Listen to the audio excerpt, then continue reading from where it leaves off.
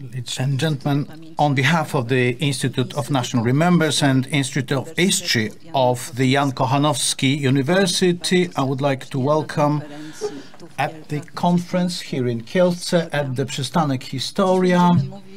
Today we are going to discuss the anti-Jewish events of 4th July 1946 from various perspectives, that of Israel, the United States, and of course that of Poland. Ladies and gentlemen, I'm very glad to welcome you for the first time here at the Przystanek Historia after a long break. In particular, I would like to welcome all the coming guests, the residents of Kielce, and those interested in history and this particular problem matter. I would like to welcome our members of parliament, representatives of the local authorities, the office, city hall or city office, the voivodeship office or the provincial government office, and in particular the researchers, the academia.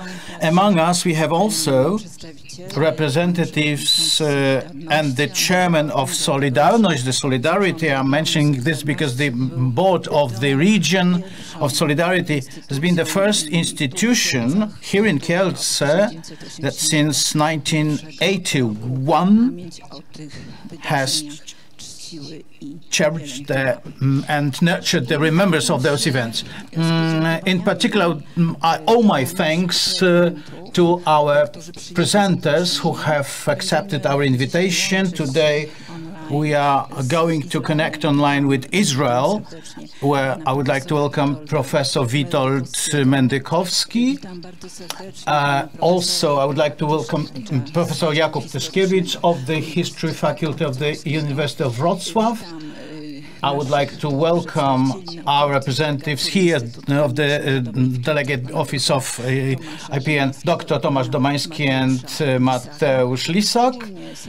And particularly warmly, I would like to welcome Professor Marek Wierzbicki, the Director of the Historical Research Bureau, who will moderate this conference today. Once again, thank you very much for your presence, and I wish you a very fruitful and very successful conference.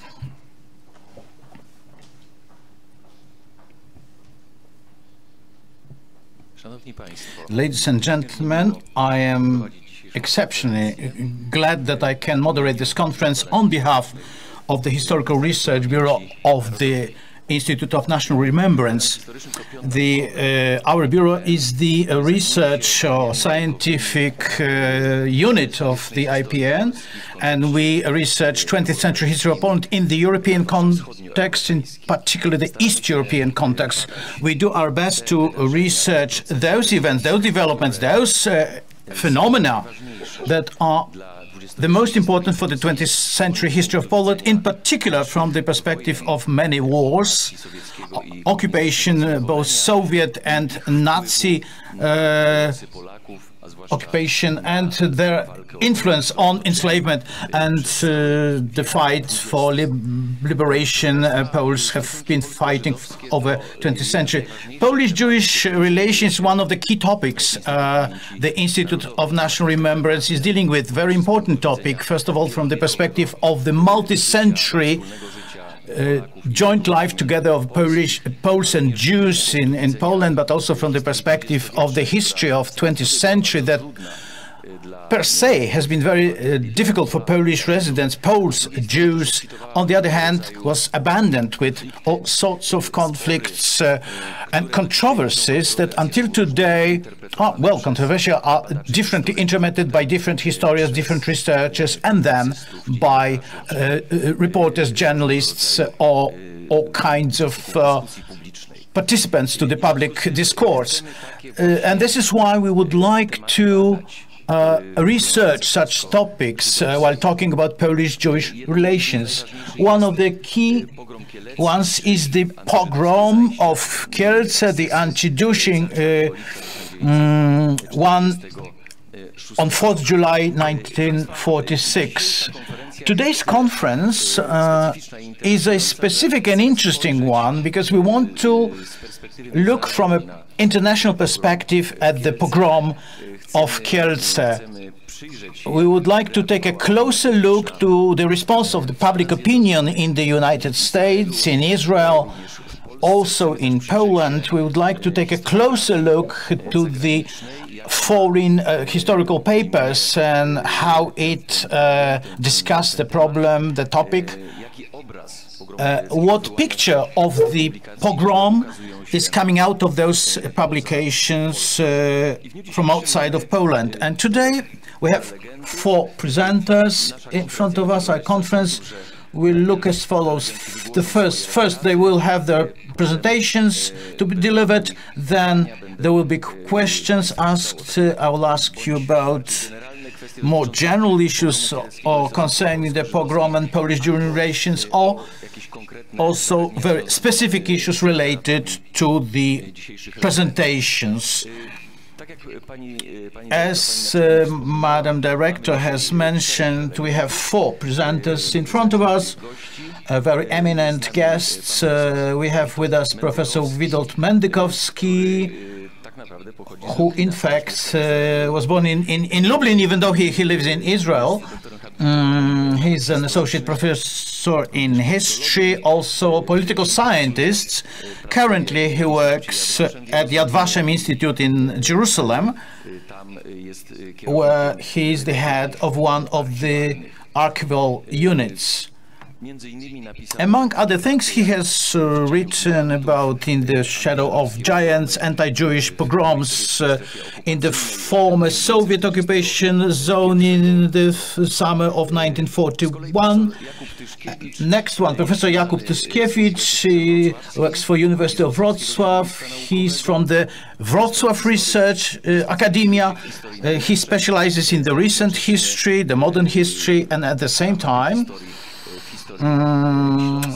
within this realm, in that of Silesia and Polish-American relations. Among others, he has written 2 important papers concerning the politics of America vis-à-vis Poland under Dwight Eisenhower as president and John F. Kennedy. We have also Dr. Tomasz Domański, who works at the Kielce office of the Institute of National Remembrance. He is a researcher of the World War II, first of all, here in the Świętokrzyskie region, but not only. He's an editor to many collect papers, post-conference papers devoted to Nazi occupation in this region or Polish-Jewish relations in the 20th century. At the moment, he's working on a monographic paper on how Jews were saved by Poles during the Holocaust in Poland during Second World War. At the same time, he's working on his paper thesis, habilitative thesis, as we call it, about the process of the pre-war, the so-called blue police officers and their participation in the implementation of the Nazi occupation policy. And the youngest participants, last but not least, Mateusz Lisak, who until recently focused on ancient history, but he's slowly giving it up and focusing more on the 20th century history of Poland. He works on the Kielce pogrom, but more broadly, Polish-Jewish relations. He's a cautious analyst and observer of international scientific papers published on the topic, on the subject matter. So now I would like to invite the first presenter. I will give the floor. After each paper there will be no questions, so we'll continue with the presentations. and then there will be a Q&A session. So now I would like to invite Professor Witold Mędykowski to deliver his presentation about perception of the pogrom of Kielce and its influence on the attitude of the Jews to the Poles in Palestine and international. Professor, over to you. It is striking that in the discourse after the pogrom of Kielce, which was recorded in many documents, the so-called under-soldiers became blamed. So the soldiers from the Polish army in the east, the later from the Second Polish Corps, which fought the under-soldiers were accused of inciting and participating in the Kielce pogrom.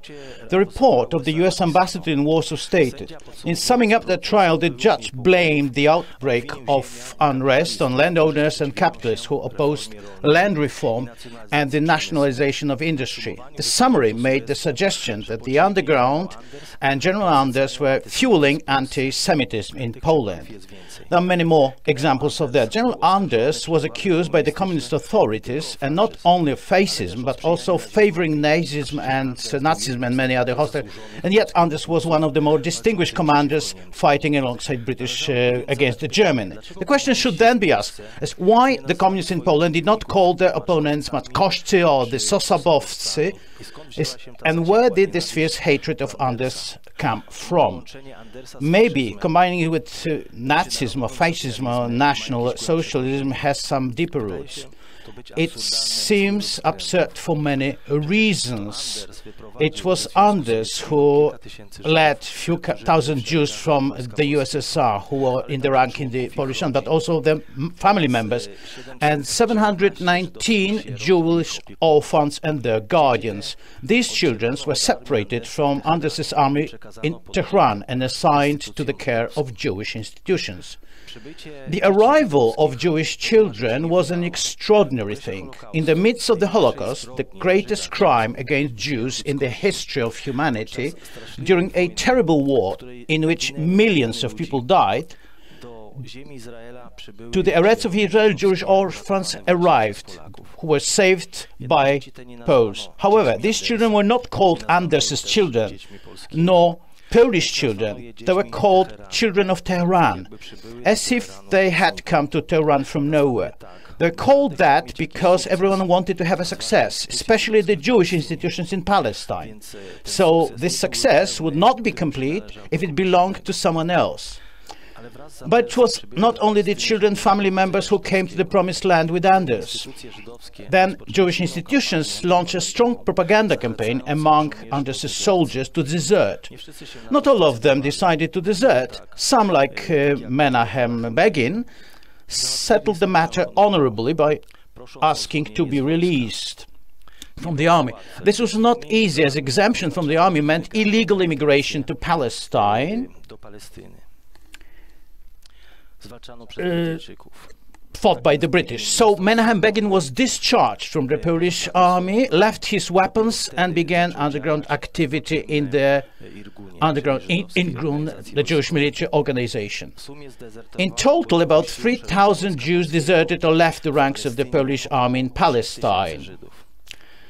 Many of them became involved in Jewish underground organizations such as Haganah, mentioned earlier, in Gun and Lehi. But there was also a reverse process. Julian Buzgang, a student of the Polish secondary school in Palestine, originally from Lvov, or Lviv, volunteered with his classmates for the Polish army and took part in the Italian campaign. More than 1,000 Jewish soldiers, including women, remained in the Anders' army. One of them, Irena Karkinowska, wrote, "Even I was offered to move to another group." Once again, Irena Karkinowska wrote, "Even I was offered to move to another group, but I felt that a certain loyalty applied and that in this way I could contribute to the destruction of Germany, even though I was only a small pawn. I decided to stay in the army until the end."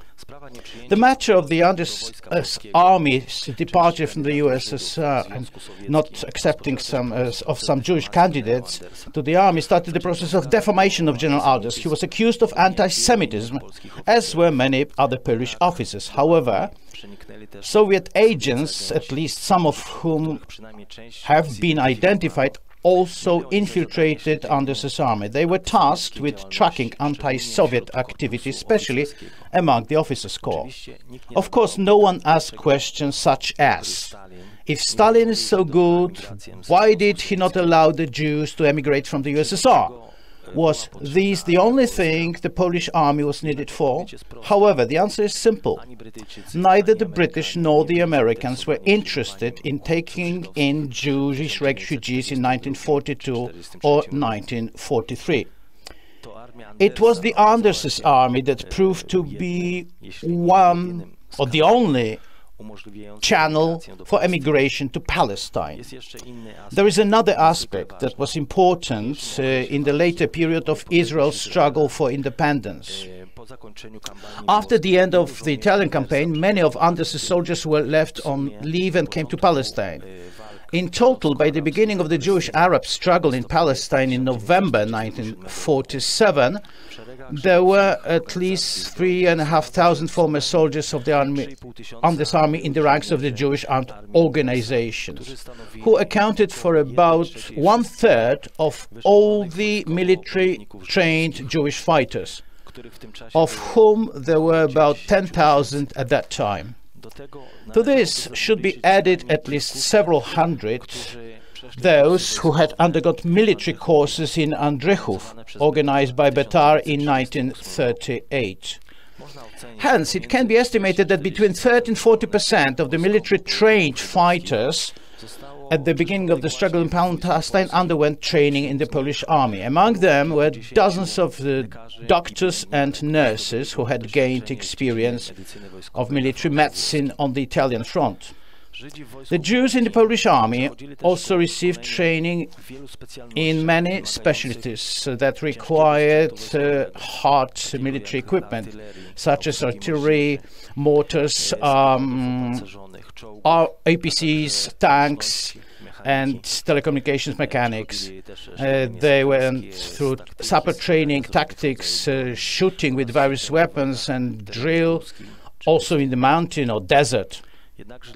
However, for the communists, as well as for some Jews, that contribution of Anders was meaningless, and they tried to depreciate it in every way possible. Anders' impact on Poland was perceived ambiguously. In May 1946, at the Congress of Polish Jews in Paris, convened under the auspices of the World Federation of Polish Jews, its president, Józef Tannenbaum, stated, "The main culprit in the murder of the Jews in Poland is General Anders." He went on to claim that he was the one sending emissaries to Poland to instigate unrest against the democratic government, while encouraging bloody murders against the last surviving Jews. End of quote. This campaign of slander was also connected with the fact that on 5th July 1945, the Western powers recognized the Provisional Government of National Unity formed in Poland. That put the Polish armed forces in the West in very difficult position. Polish government demanded liquidation of the Polish armed forces and return of soldiers and officers to Poland. Out of the total of 250,000 soldiers of the Polish military organization in the West, 105,000 returned to Poland. The use of soldiers as propaganda scapegoats was a great disservice to them, especially to those who had spent years in the Middle East, in Palestine, together with Jewish soldiers and among the Jewish population. Polish soldiers had been there almost continuously since June 1940. When General Władysław Kopański led the Carpathian Rifle Brigade out of French-controlled Syria into the British-controlled Palestine. At that time, Polish soldiers were welcomed very warmly by the Jews. One soldier described a meeting in Tel Aviv with a Polish Jew as follows: "You can communicate in Polish everywhere. Once, when I wanted to buy a shirt, I went into a shop and asked, 'Do you have a shirt?' The Jewish merchant, offended, answered me haughtily, 'Lieutenant, speak Polish, I am also a Pole.'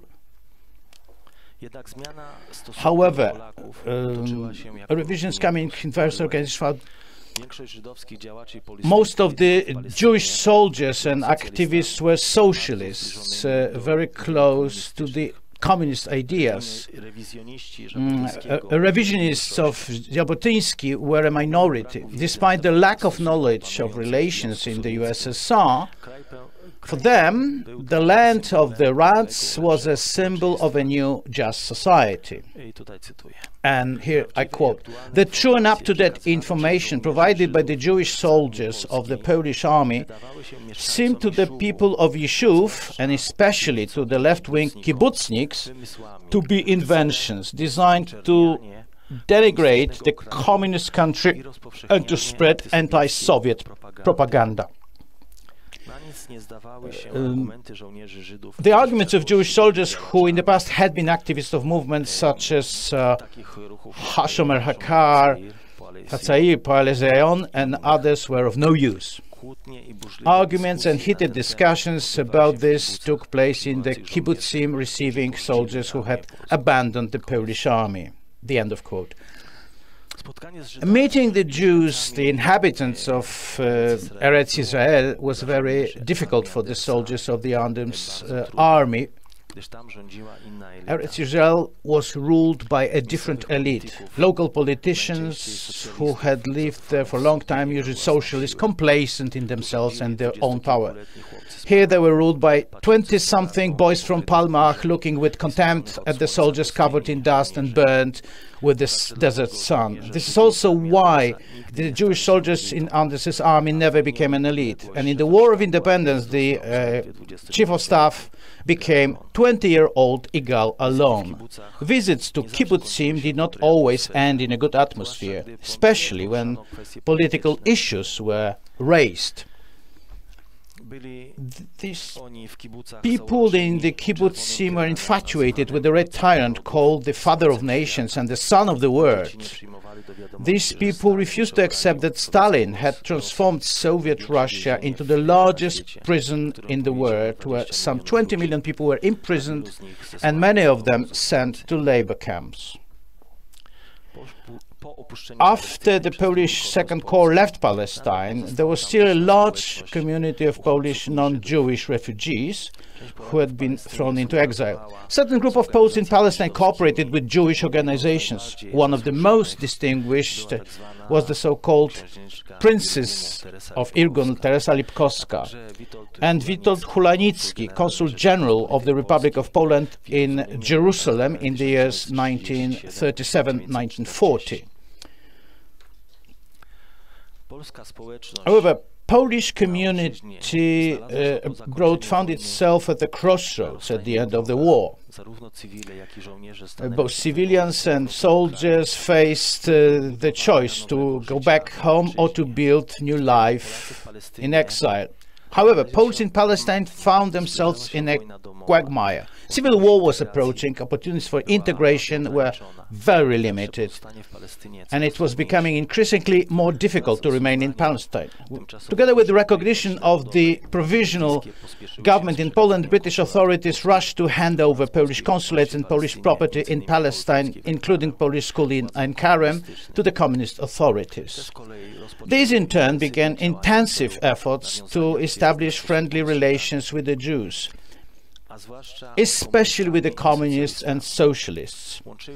They were connected with ties with the pre-war activity in the KPP, ZPP, and service in the Polish army. The first representatives of the communist authorities in Palestine was Romuald Gadomski, a prominent pre-war communist, one of the agents of the Comintern who infiltrated the Anders's army and with it to Palestine, where he was arrested. He was from September 43 till December 1944. When the British withdrew the accreditation of the Polish representative in Palestine, representing the government in exile, the new Polish consul in Tel Aviv became Romuald Gadomski. At the end of the war, the Jews themselves in Palestine, but also in the Second Corps and other units, tried to find themselves in the new reality and to think practically, realistically. For many, a return to Poland was no longer possible because of the extermination of Jews, the destruction of Jewish communities, the murder of families. Those who were in the USSR experienced the deportation to Siberia, the camps, hunger and persecution firsthand, and had no desire to return to communist Poland. For the most Jews, Poland was one big cemetery. No one wanted to live in that cemetery and build a future on it. The civil war that took place in Poland, the post-war persecution of the Jews, the killings and the dictatorship of the communists meant that Poland was not a choice for many anymore. Despite that, the Jews preferred an alliance with the communists, at least temporarily, to receive help and protection. The communists were a real power, and only a real power can be a discussion partner. Polish soldiers in Western Europe became useless to anyone, and the Jews had their own goals, to build their own state in Palestine. So these common roads of Poles and Jews had to diverge. Despite the massive Polish contribution to the fight against the Germans, 250,000 Polish soldiers in the West were thrown to their own fate. Polish refugees shared a similar fate. As in Palestine, the main enemy of the Jews in their struggle for independence became the British, who blocked the exodus of Jews from Europe throughout the war and the Holocaust. Therefore, some Jewish organizations waited for help from the USSR. In addition, in order to secure Jewish interests and to finish the British mandate in Palestine,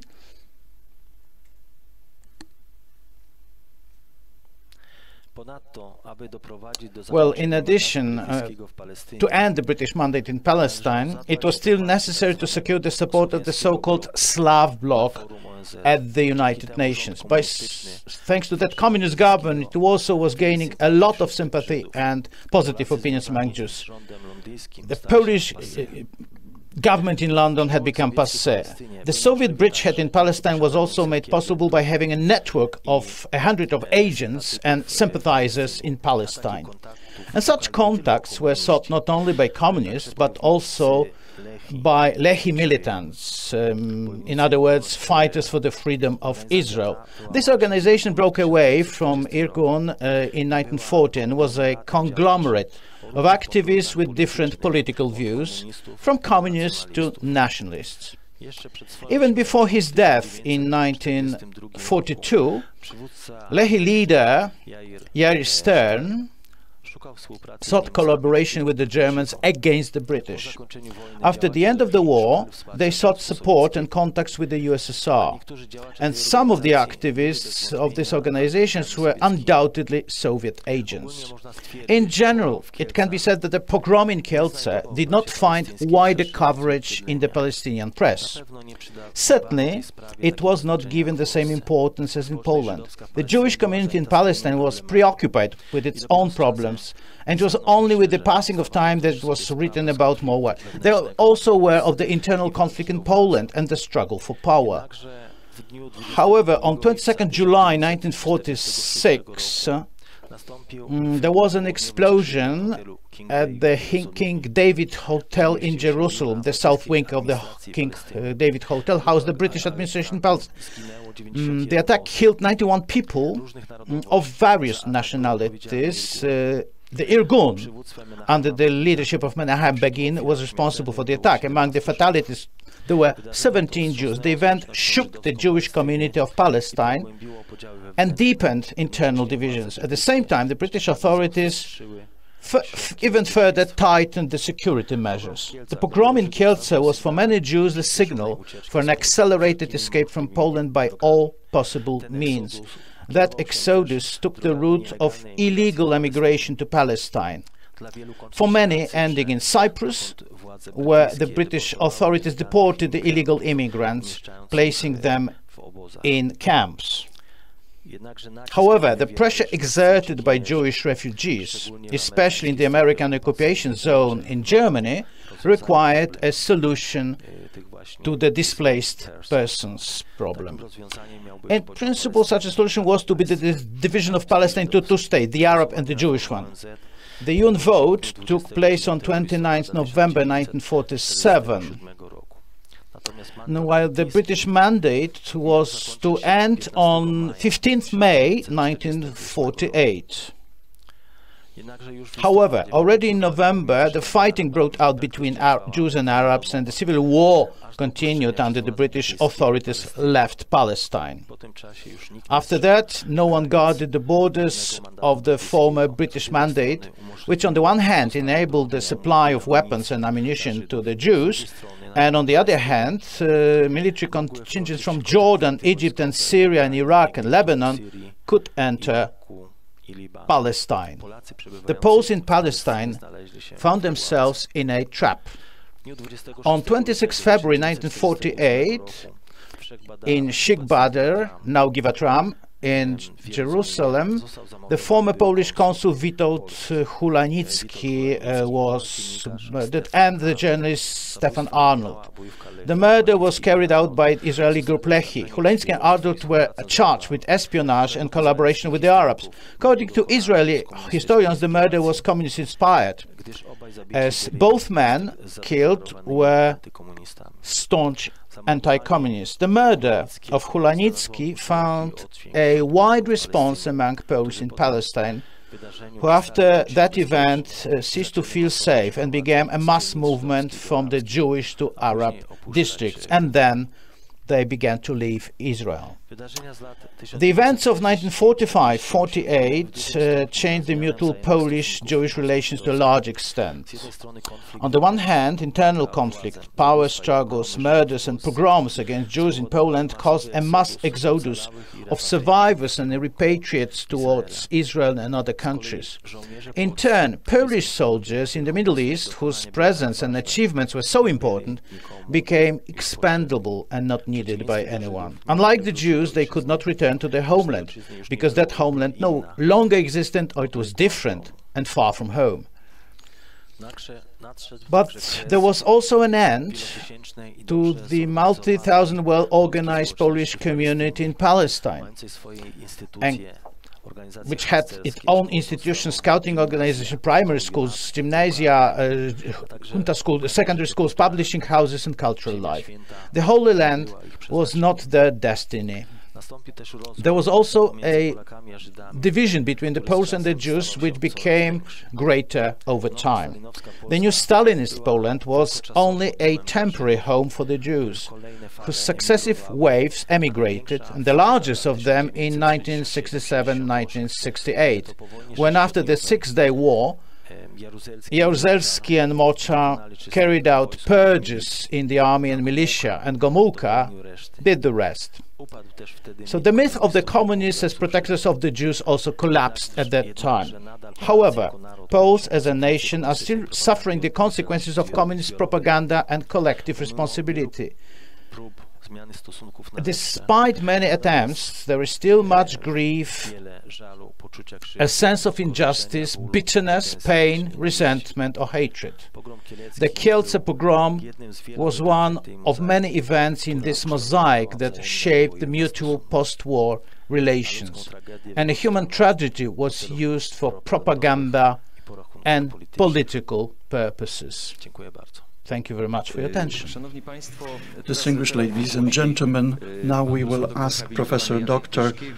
Jakub Tyszkiewicz to deliver his speech on the Kielce pogrom and its reflection in the American press of 1946. Professor, the floor is yours. Thank you. Welcome, ladies and gentlemen.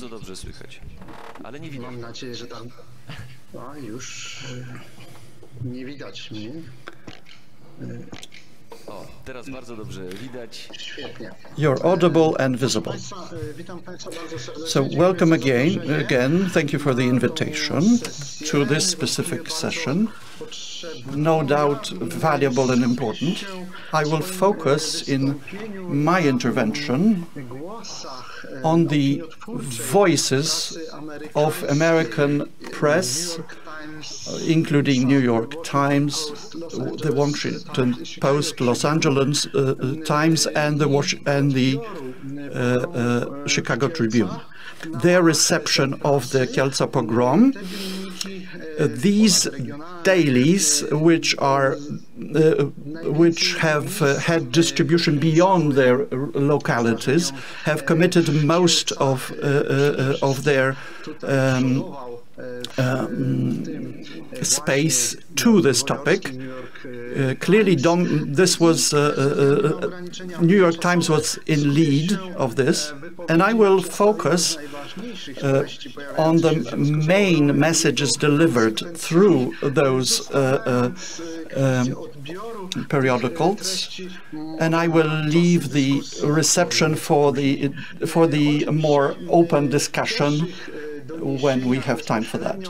The initial reports which came following the 4th of July, which were based on unsubstantiated yet unsubstantiated reports, day after the pogrom, 46 victims killed by Poles were mentioned as a result of the Kielce pogrom, although information also suggested that over 50 may have been actually killed. Attacks of vigilantes, militias, were mentioned as those attacking Jews both in Kielce as well as in trains on the way to or from Kielce. These attacks they informed that the magnitude of these attacks was such that the local militia or official police had to use APCs to disperse the crowds. Washington Post as well as New York Times relied on the official statement made by Victor Grosz, general, and both of these dailies stated used the same name, so they must have used the same source, the Polish press agency. And they also stated that the hooliganism is part of a long and sad Polish tradition. Hooliganism in the course of political points of tension. Also, fascist organizations were mentioned as inspiring this. This was not expanded on, and must have been, another statement, must have been centrally organized. What's also interesting is that this information was taken on without criticism by William Lawrence, correspondent of New York Times in Poland. Later an anchorman in the American television. He was, by the way, the same person invited by the Soviet authorities to Katyn in 1944. So they did not mention that in Polish press, didn't take that on because there was fear of expansion of this. According to correspondence, was the worst anti-Semitic outburst after the Krakow pogrom in early 1945. And this was one of the, also perceived as one of the main causes of Jewish immigration into the American occupation zone. And the American correspondent further stated that all shades of political presence were in agreement that in spite of the presence of just a fraction of Jewish presence in Poland, there was more anti-Semitism than ever before in history of this traditionally anti-Semitic country. But in spite of the fact that the authorities, Polish authorities, state that they are positive and friendly toward Jews, but there was an admittance that Jews in the smaller localities were not safe. Also, the correspondent quoted the opinion of official authorities in Poland that this is very much like terrorist demonstrations before and after the Polish referendum, which the Polish authorities dealt with. The next following day, on the 6th of July, the correspondents also mentioned two main causes of the pogrom: the falsified reports of a child that was seized by Jews and which escaped after 2 days, and a group of military uniformed fraction that entered the Jewish quarters and even though they offered to provide safety and security, they actually led to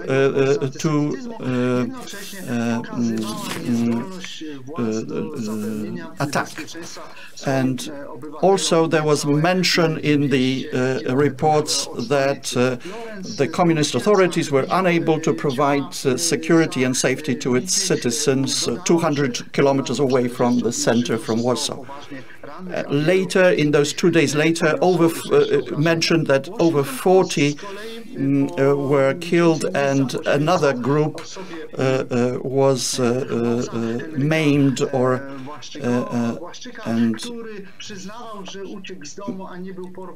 then the child Błaszczyk mentioned the fact that he was not in any way seized, but a person that found him, he just got lost, forced him to testify that he was grabbed by Jews. And further, that this person was part and parcel of the Polish underground, armed underground. There was another mention that 7 Jews were dragged out of a train and killed, brutalized and ultimately killed by a group of Poles who were shouting, "Kill Jews, kill Jews." The person who began the pogrom was identified as Anders' army officers, and there was a quote from one of the Polish officers stating that the same foreign group was actually organized by the same people who organized an earlier pogrom in the same place, and this was not explained what that was. But still it was quoted by the Washington Post. If one looks at the American press of the time, much attention was paid to the demand of the Polish authorities for death penalty for those who initiated the pogrom. And Władysław Gomułka, the leader of the Communist Party, was mentioned, that wanted to link the anti-Semitism with their opponent, Mikołajczyk of the Polish Peasant Party, who was being accused of trying to drag Poland into anarchy. Much attention was devoted in the American press to the panic among the Jewish inhabitants of Poland and their desire to abandon this country. Because of the blockade on information about the program, in spite of that, the news traveled fast among the Jewish population, in spite of Polish mass media not delivering that. The 48 who were survivors of the pogrom had one desire: to leave Poland as soon as possible. And they asked for transit visa to the American occupational zone at the Hotel Polonia, applied to the embassy of the Czech Republic to actually get visas and to leave through Czech Republic to France, be it or the UK or the Palestine. Now, the person in France who was responsible for arrival of Czechoslovakia, who was responsible for that, actually expected the illegal immigrants to travel through Czech territories from Poland. Americans published the Joseph Tannenbaum's opinions, the American Jews from Poland, who mentioned the possibility of accepting 100,000 Jews from Poland to the US and to Palestine as well, because of the increasing anti-Semitism in various countries of Europe. What's interesting is that Tannenbaum openly and uncritically repeats the earlier accusations of the communist parties that it is Anders who is responsible for this outburst of anti-Semitism, which actually led to the death of 1,000 survivors of the Holocaust. Tannenbaum mentions that this is a threat that needs to be considered by the US, and hence there is a link being established between the current situation in Palestine and the behavior of London vis-à-vis the exodus of Jews into Palestine, and linking that with the optic of the Communist Party in Poland, which actually pointed their finger at General Anders as the one responsible for the outbursts of anti-Semitism in Poland. Much attention was devoted to the actual court case before the military court. The trial defendants sought to convince the judges that civilians should not be tried by a military court. And they also complained about not being able to prepare for defense. And clearly, the authorities sought rapid settlement of this. Communist government sought effort to accuse of anti-Semitism all those who were currently against them. I use the term communist authorities, but that term is not used.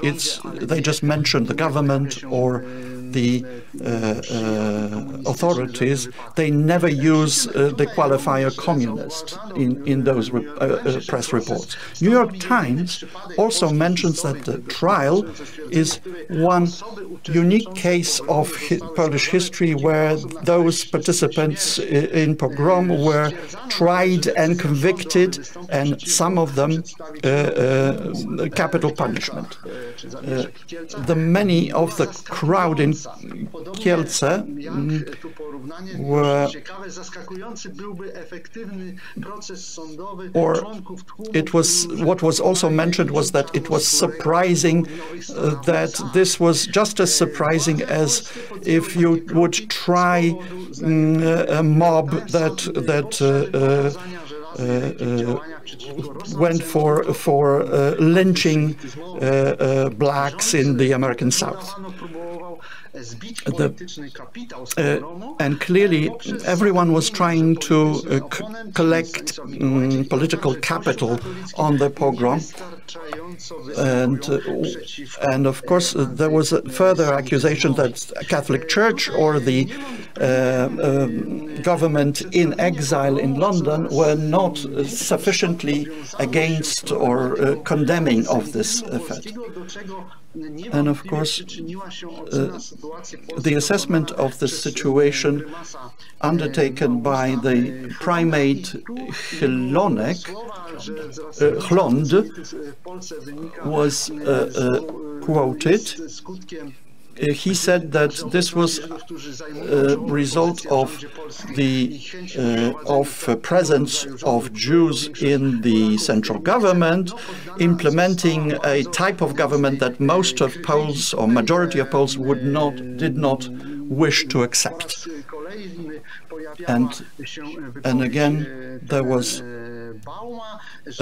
again a statement made by Mr. Tannenbaum, which stated that these words were not true.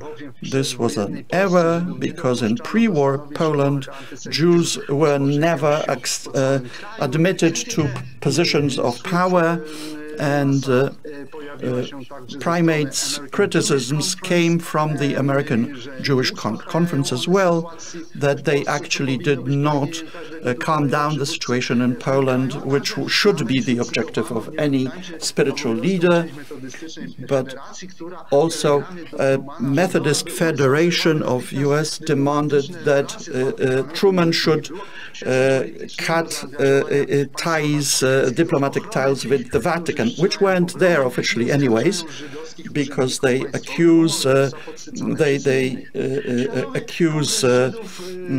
authorities of these pogroms. Ultimately, expectation was that Cardinal Hlonda would not be easily freed of this, and these words were his reputation was really under attack as a result. His statements not being up to his position. To some extent, this was justified, and those who actually led to this pogrom might accept that and think so. Also, Stanisław Mikołajczyk's exile government did not respond and would not and allowed this to happen. In response, the press published response. Osóbka Morawski that London government was not a friend of Jews, and Osóbka Morawski repeated that his government was really for the Jews, and he was surprised that such outcome was allowed to happen, considering the fact that there were so many police and army in Kielce.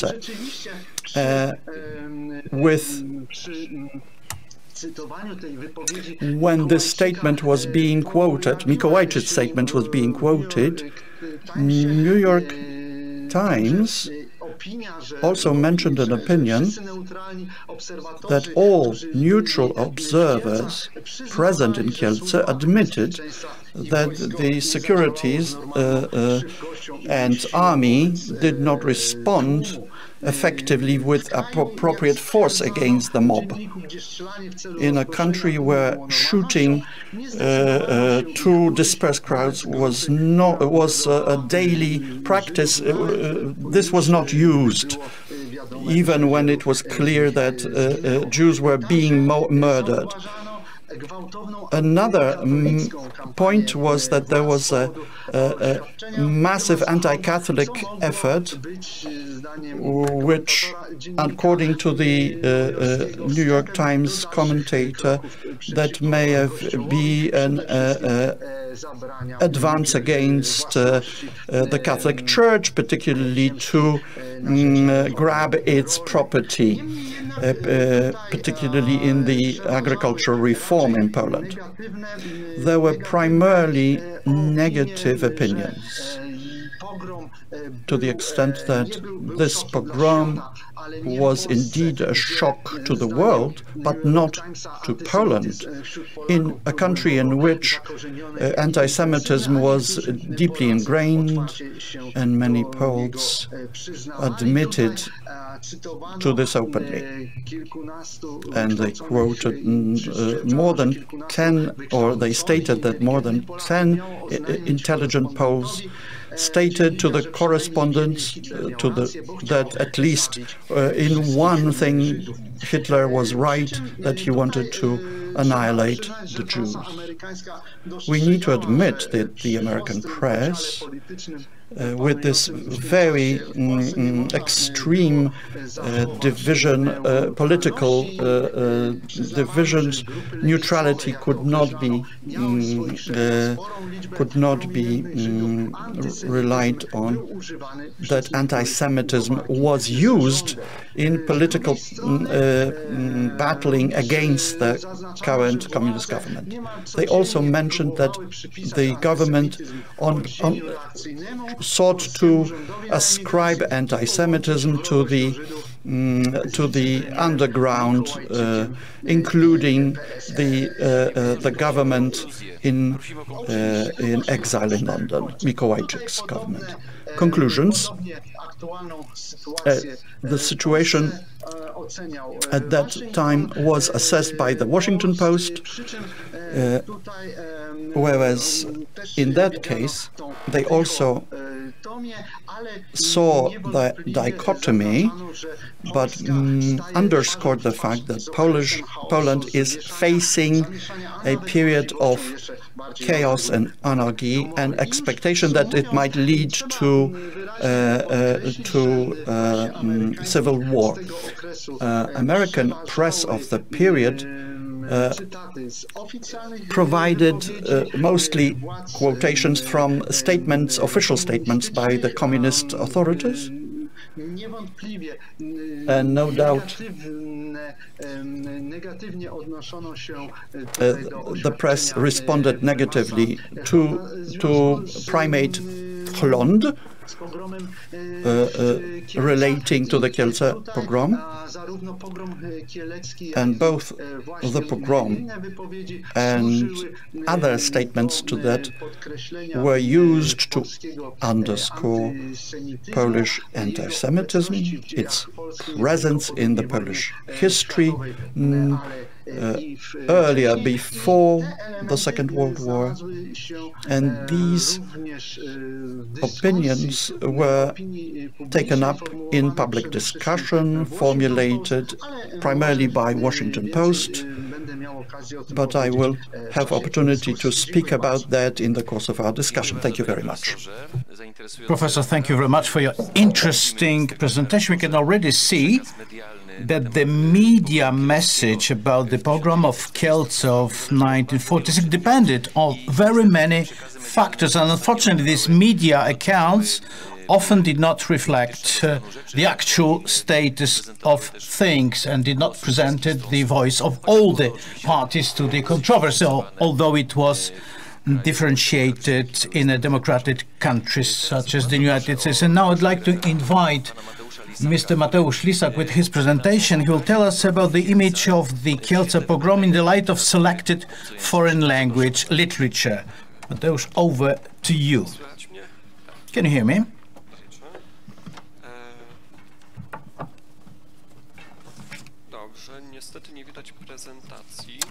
Don't see my presentation. Okay.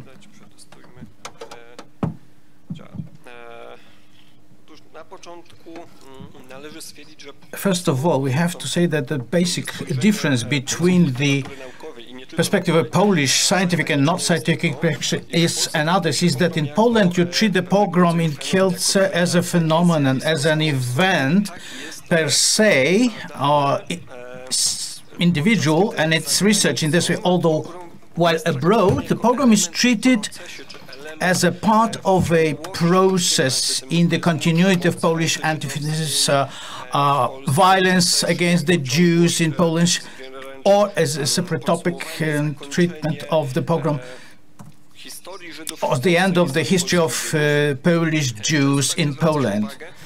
Often it's pointed out that the pogrom was supposed to be the peak of Polish anti-Semitism and its best evidence. So we reach the situation which from the Western researches is that Poles were anti-Semitic, as proven by the pogrom, because the pogrom itself had to be instigated by Polish anti-Semitism, because the Poles were anti-Semitic.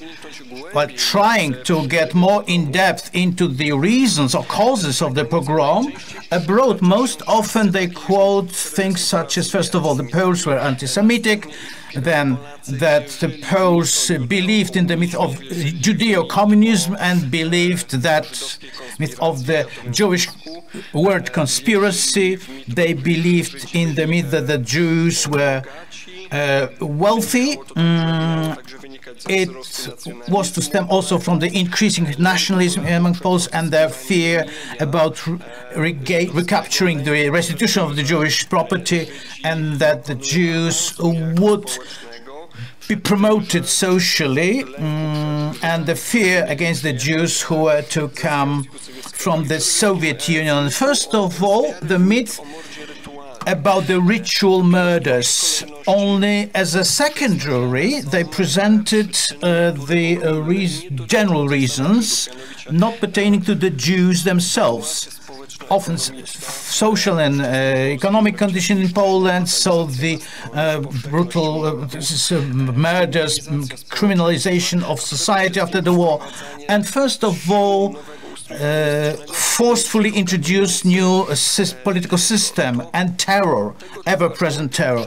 These arguments are presented already as secondary. First of all, they present the arguments that exclusively pertain to the Jews, and it's called by some researchers Judeocentric perspective.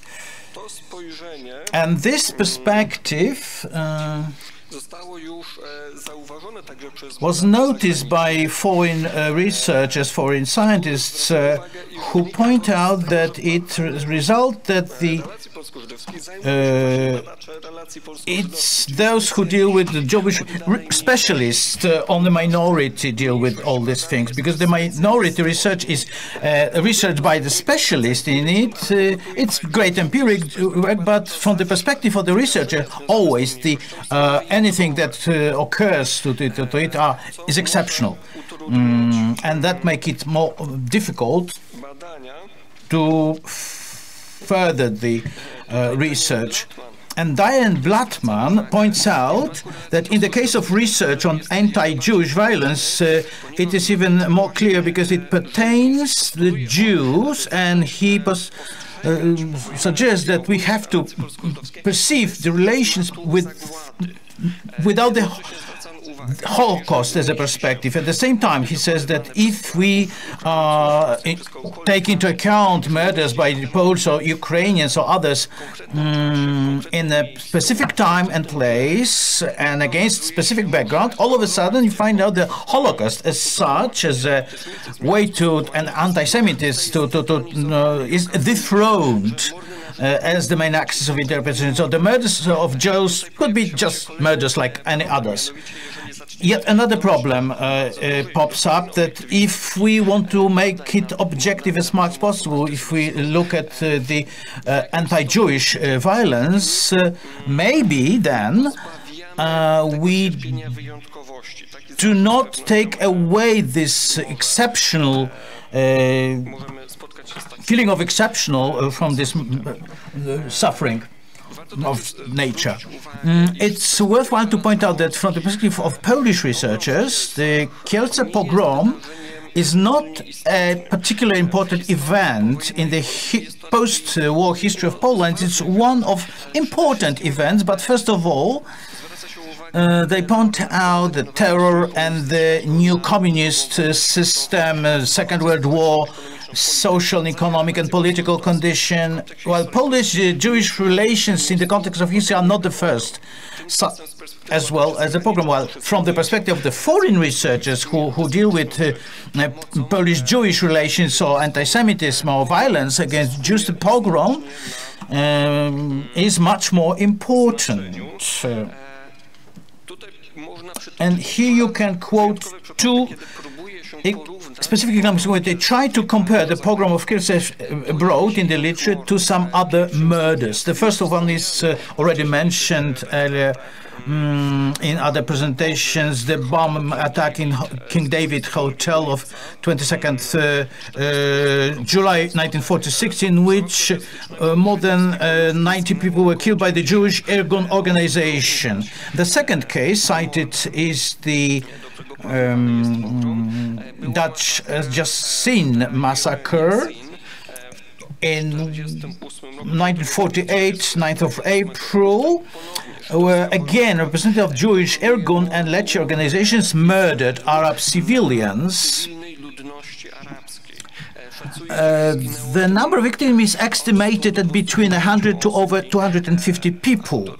And the author, Johann Uckstein, makes the comparison so that we should not make a direct correlation between the two events, but he points out that in both cases, both in case of the pogrom and that massacre, they rationalize or mythologize it or try to explain the murderers' behaviors. One of the key things that you can observe while reading foreign papers is that anti-Semitism is presented as a permanent, even endemic feature of Poles, and as it is called, something embedded in the Polish way of thinking. And it is also important going the other round. Not only Poles are, but anti-Semitism is becoming a Polish feature, and that means that it doesn't have to be explained, according to some researchers. That's at least our impression. Trying to clarify or to explain the pogrom of Kielce, they try to indicate that Kielce, as a location, were to be a specific focal point of anti-Semitism, a nest of anti-Semitism for various reasons, to support of opposition or PSL, Polish peasant, or also president of Bishop Kaczmarek, and quite a religious approach or Catholicism of the residents of Kielce. An interpretation that anti-Semitism was ever present in Poland entails the argument that the pogrom could be done anywhere, irrespective of the number of the local population. No provocation was necessary or would be necessary. But there are researchers like who points out that if you look at anti-Jewish violence as a whole and the numbers, it turns out that the number of Jews killed is 500 up to 2,000. The author says that in fact this number is small. What is important from the perspective of the Jewish minority in Poland, but in the category of total numbers, is a very small, oddly small number. So we should think that if we regard anti-Semitism as a widespread phenomenon or common phenomenon, maybe this number should be higher. First of all, in this context, why the pogrom of Kielce as the biggest one in the post-war Poland? Why in this most symbolic one there are so many doubts? Another aspect often present in the foreign literature discussing Polish violence against Jews and the pogrom of Kielce is the attitude of the Catholic Church, Roman Catholic Church. As mentioned before by earlier presenters, it was famous was the statement by August Hlond, the Cardinal Primate, often abbreviated, and they say that it's an admission that he admitted that the Jews are culprits because they take high positions. Most often it's presented like this, and only Brand Porter Such points out that on the one hand you quote August Hlond in the context of anti-Semitic proof, but then Polish researchers quoted that you should not murder anyone as an argument, so that he wasn't an anti-Semitic because he was against any violence. Going further, while describing the attitude of the church in the context of the pogrom, they point out that whether the church could have prevented the pogrom. They indicate that the Jewish community tried to several times to get the support of the church, such as some declaration, an appeal or public statement to counteract the ritual murders, blood libel, or blaming not that any acts, anti-Semitic acts should be condemned. They think that as pogrom was a fact, that means that the action by the church was insufficient, so it's co-culprit of the pogrom. Going even further, they ask the question why the church did not stop, all the bishops or hierarchs didn't stop the pogrom from happening. We can understand it, perceive it in dual manner, that the foreign researchers often don't know source materials concerning the pogrom or the literature, so they don't know that there was an attempt to stop the pogrom by priests, but they were not let into the Planty street. But it can be perceived as well as the church was ineffective in its attempt to stop the pogrom. More attention is paid to what happened after the pogrom. Often it's the attitudes of Bishop Kaczmarek or Bishop Wyszczymski of the time, or Primate Hlond, to that of Bishop Kubina, who, as the only one, Bishop of Częstochowa, decided to cooperate with communist authorities and to apply a joint appeal, to issue a joint appeal condemning the murders of Jews. At the same time, they don't inform that there was a manipulation of the statements by the bishops, that they manipulated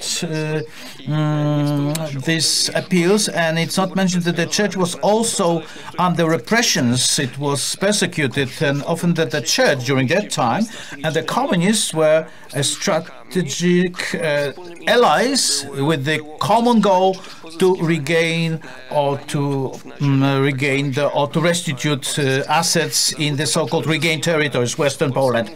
Now, the Polish Church is often blamed, first of all, that even though it condemns the murders and as a crime, it has never defended the Jews as Jews, but only Jews as human beings. You can perceive it that for the Jewish community was insufficient protection provided, but they try to find anti-Semitism among Polish bishops, and also their ignorance, quoting the Bishop Wyszynski of the time, where he shows that faith in to a certain extent in ritual murders. In this context, this statement is quoted, like others that are supposed to present anti-Semitism of the Polish clerics.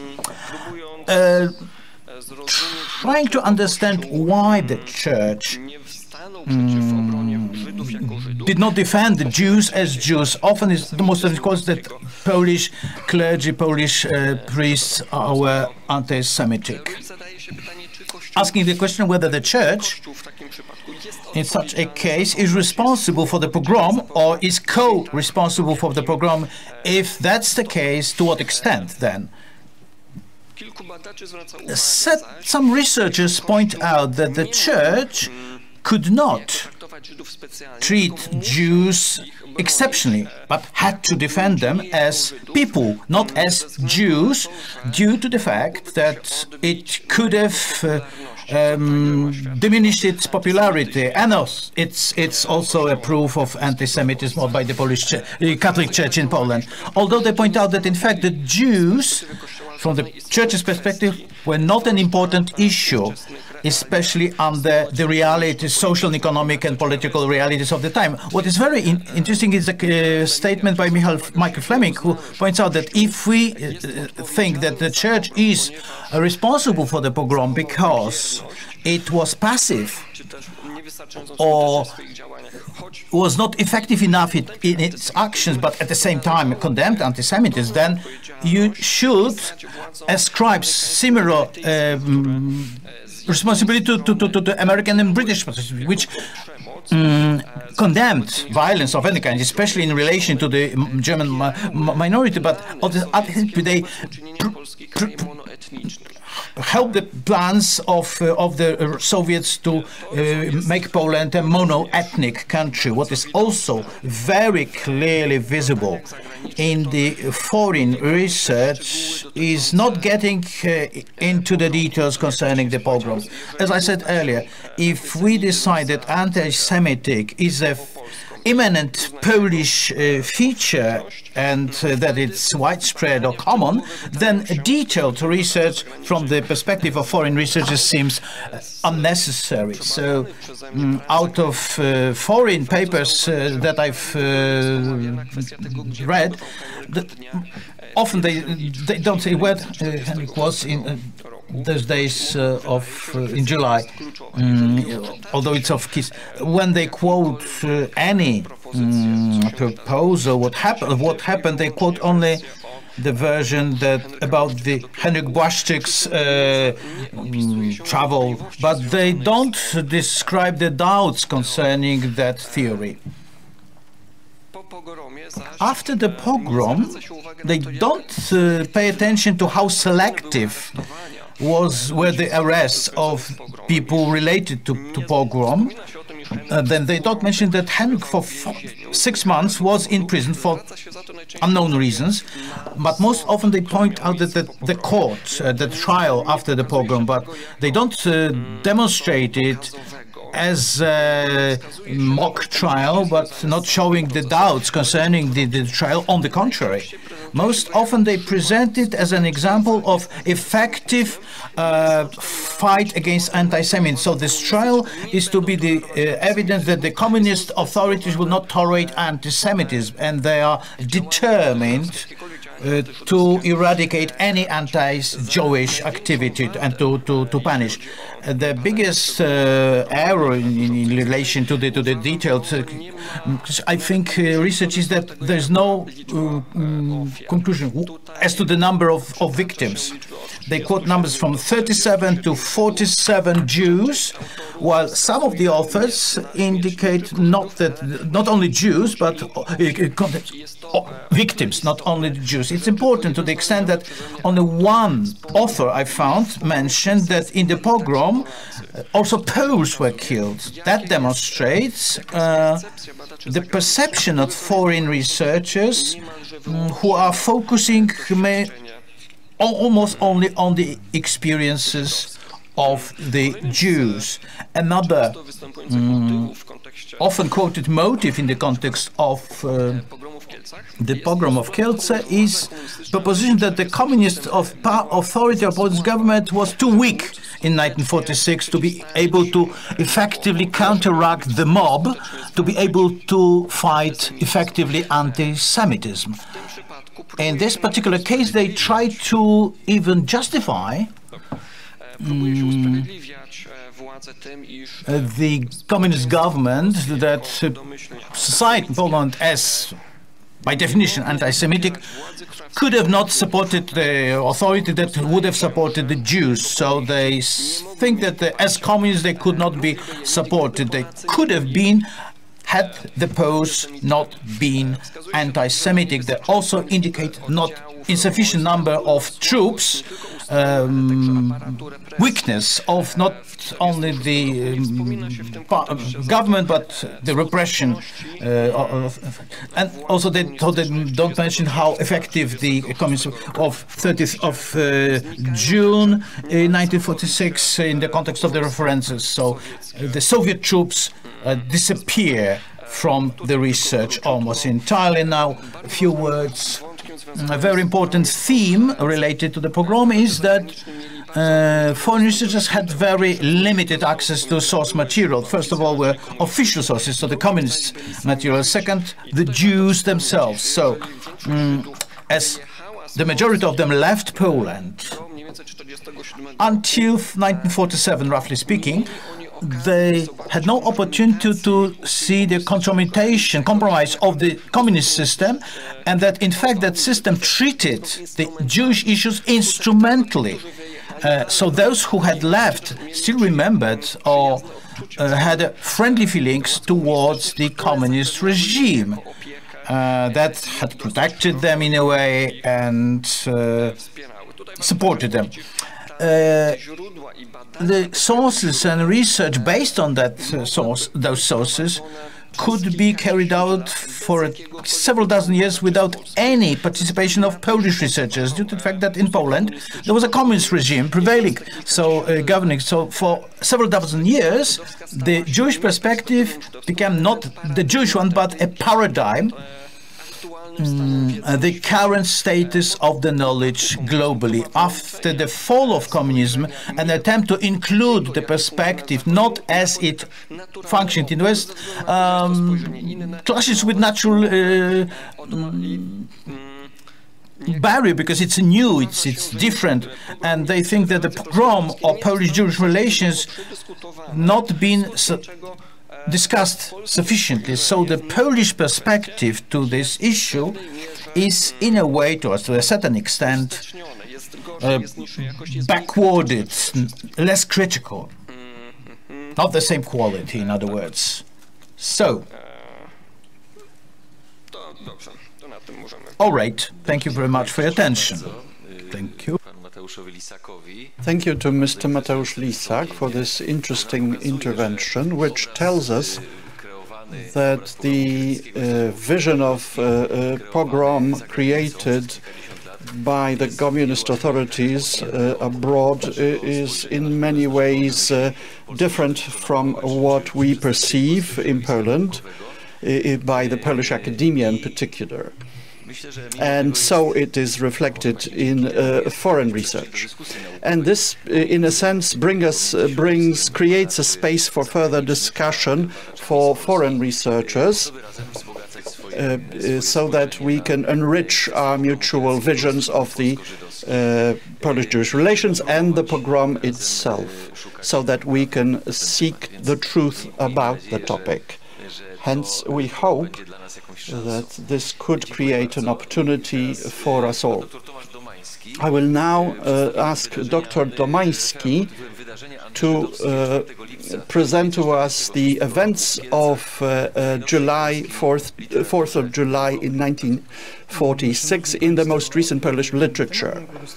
Thank you. The statement I will be undertaking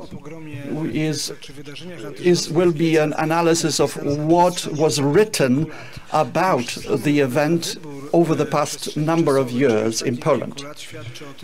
The fact that so much was written about it testifies to the fact that these events, Mateusz just presented the foreign literature, but now in Poland, these are one of the most significant as important to the Polish-Jewish relations, and they actually dominated the subject matter of these relations over the past years. What is undoubtedly a fact that over decades following 4th of July 1946 in Poland, there was practically no research about that, and it was only in 1990s that early attempts at analysis, historical analysis, were undertaken. Texts by, say, Krystyna Kersten about the Jewish anti-Jewish events in Kielce. Since mid-1980s, the topic becomes a subject of the scientific debate through the monograph written by Bożena Szajnok, Pogrom of Jews in Kielce, 4th of July 1946. Then, of course, there are further statements by Mr. Wrona, Anti-Jewish Events of Kielce, and 2 volumes issued by Institute of National Remembrance, 2006 and 2008 monographs. Other research publications worth mentioning are the publications by Jan Tomasz Gross, Fear, Anti-Semitism in Poland After Auschwitz, and a monograph by Marcin Zaremba, The Great Fear, Anti-Semitism in Poland, 1944-1947. Over the last 3 to 4 years,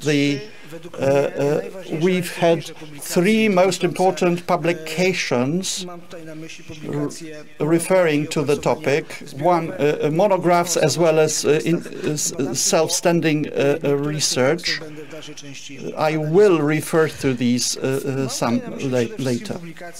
I'm referring here to the publication by Joanna Tokarska-Bakir, Cursed, Social Portrait of Kielce Pogrom, and 2 collective studies. First, Pogroms of Jews in Polish territories in the 19th century, which were edited by August Grabski, and another publication published by our Kielce Academia, Polish-Jewish Relations in the 20th Century, Controversies and Perspectives, edited by Tomasz Domański and Edyta Majcher-Osiecka, who is with us today.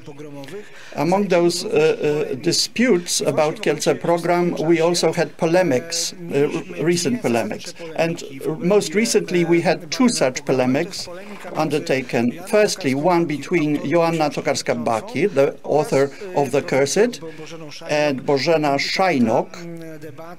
This was the debate that was undertaken under the Catholic monthly Więź, and another debate between Ryszard Śmietanka-Kuszelnicki, the author of a number of texts published in the monograph around Pogrom and independent further texts, and Madam Professor Tokarska-Bakir.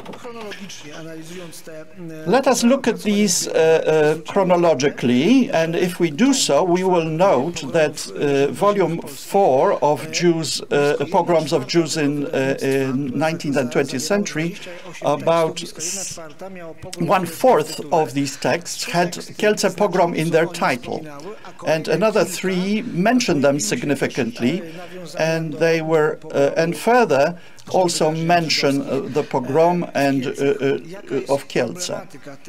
What is the topicality of these texts?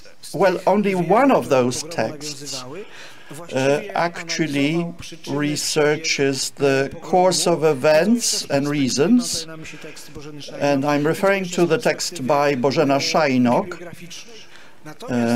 and majority of remaining texts focuses on on the perception or echoes of the pogrom of that. In other words, view of these as reflected in the Jewish press, or Yiddish press more particularly, as perceived in the DP camps in Germany, which was dealt with by Katarzyna Persson. Also reception of this in regions perceived as new places of settlement for Jews. In Silesia, for example, this was researched by Paweł Wieczorek. Now, whereas the publication of Kielce, there are two texts referred to press, Australian press, published by Leszek Dziedzic, and I would refer to Professor Tyszkiewicz's statement to the effect that the cliches that were sent by Polish press agencies, communist authorities, appeared in Australian press, it turned out, where they said that tanks were in the streets. So the same relations appear in the US as well as Australia, so distant. You had also texts of analysis of current regional press published by Justyna Ustaszewska. Now, the work, Anti-Jewish Pogroms, I would point to the text by Bożena Szajnok about what new things we learned about Kielce Pogrom, because the author researches and analyzes the entire literature about this pogrom with certain simplification, because she focused her attention primarily on the liberal strand of historiography. And I am mentioning that as a term borrowed from August Grabski's analysis. And this is, so she sought to look at the opposite view in a marginal way and in a simplified way. And in the opinion of Bożena Szajnok, what's most important are two publications of Marcin Zaremba and Professor Tokarska-Bakir.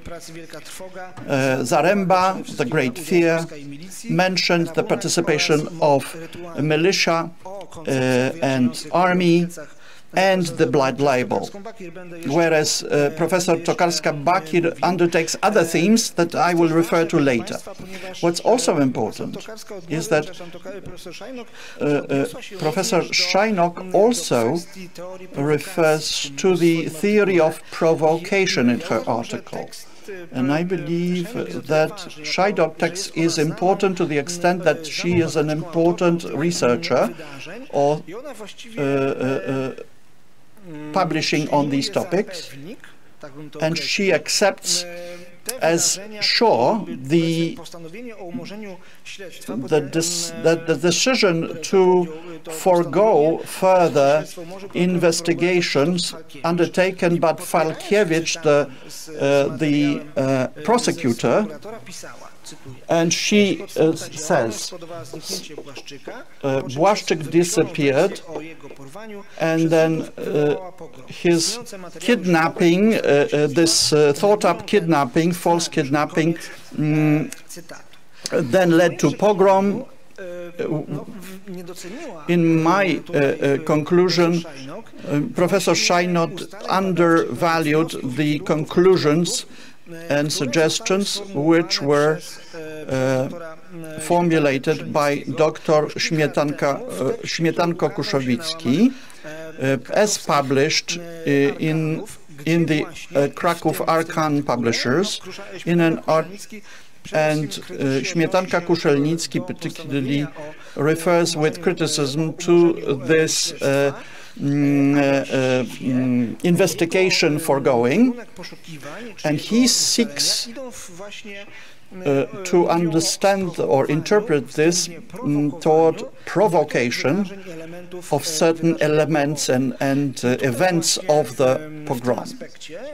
And in this respect, Śmietanka Kruszelnicki differs much in his opinion, because he questions this suggestion by the prosecutor that there were no real proof of the provocation. He believes that there was tangible provocation, proof of provocation. So acceptance as sure that there is no proof of provocation, which because certain documents are being not mentioned or looked at, led to the fact that further research was foregone in the state archives, and the fact that prosecutor did not recognize some of the leaders, which leads to his conclusions. What's key in Śmietanka Kruszelnicki's interpretation is departure from the dictionary understanding of the term provocation. Because in author's opinion, this is too schematic and too textbook-like, and he suggests to use so-called controlled chaos. In other words, to go in the direction of this perception as controlled chaos rather than actual provocation. The document of key importance, which was discussed by Professor Szajnok as well, most recent summary, is the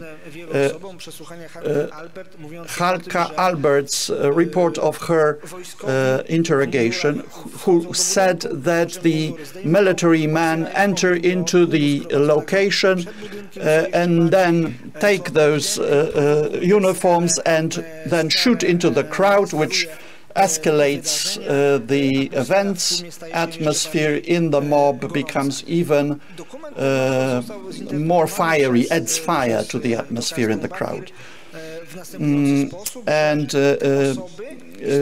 Tokarska-Bakir interprets this in such a way that these people enter in, these military men enter in, but it's more about robbing. These people actually put on things or clothes that were stolen from Jews. What's also worth mentioning is that Śmietanka Kruszelnicki points out that the repressive forces were so great that they could actually prevent these events to get out of hand, which is in itself a proof of encouragement or provocation, aside of the participation of militiamen participating directly. Kruszelnicki also mentioned the number of people arrested in June, July, and August of 1946, in other words, prior to and following the pogrom, and to quote, the Polish army formations stationed in Kielce were prepared to effectively counter unrest, and any questioning about weakness of these repressive forces in mid-1946 did not reflect correctly the state of affairs. Hence, we see another important element in the narrative of Śmietanka Kruszelnicki. He focuses not so much on the armed forces, but rather on the Polish army. He also points to various elements in the crowd that also were undertaken. When Bakir interprets the shouts of "kill, kill" as proof of anti-Semitism, to Śmietanka, Kuszelnicki, they are proof that there is someone who is actually provoking the crowd to a murderous rage. So this is a traveling hearsay that Jews killed a Polish army officer as well. The researcher also assesses critically the process of July 1946, which was accepted unequivocally in the West as a way of dealing with the problems. But Śmietanko looked at the materials of court from the trial, understands that such materials includes fiction as well as truth, whereas the trial itself clearly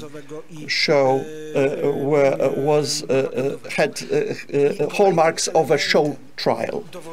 Another element that proves the point of the author of the fact that there might have been provocation involved here in the pogrom. There's a series of other events in railway station. We've mentioned the fact that not only Planty was the location of murders, but in Kielce Herbskie railway station there was another event where a mob of civilians murdered a number of Jews. Well, there were 3 people mentioned and it mentioned that the railwayman and a Russian soldier prevented they were able to call for reinforcements, and they were able to stop the murder and save the life of a traffic warden or rescue Józef Silberman. So, whereas if we look at what happened in Planty, where there was about 100 uniformed men who were unable to control the crowd, so you can ask by analogy why. And the answer seems obvious. Finally, I would point to the debate between the researchers.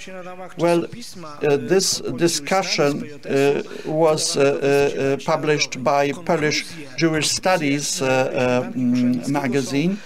Conclusions of Kuszelnicki are as follows. Firstly, the author, Tokarska-Bakir, mentioned 4 basic reasons leading to the events of 4th of July. Anti-Semitism strengthened further by the Second World War, belief in the blood libel, which led hundreds of people to the building in Planty Street. And thirdly, as Ms. Bakir says, the presence of Jews, in other words, involvement of Jews in the new authorities of Poland. All these arguments are being concluded by the author using the link made between civilians, militiamen and military brought together against the Jews, which is a reason why the pogrom happened. But Śmietanko formulated another conclusion. This is a connection of that which happened with that which was imagined. I would finally add that various elements which Tokarska-Bakir mentions which is methodically analyzed and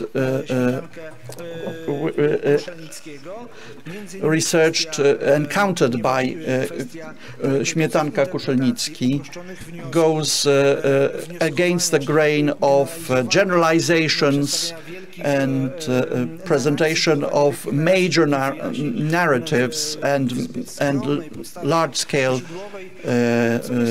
interpretations based on insufficient research. And some of the researchers actually agree to that excessive generalization.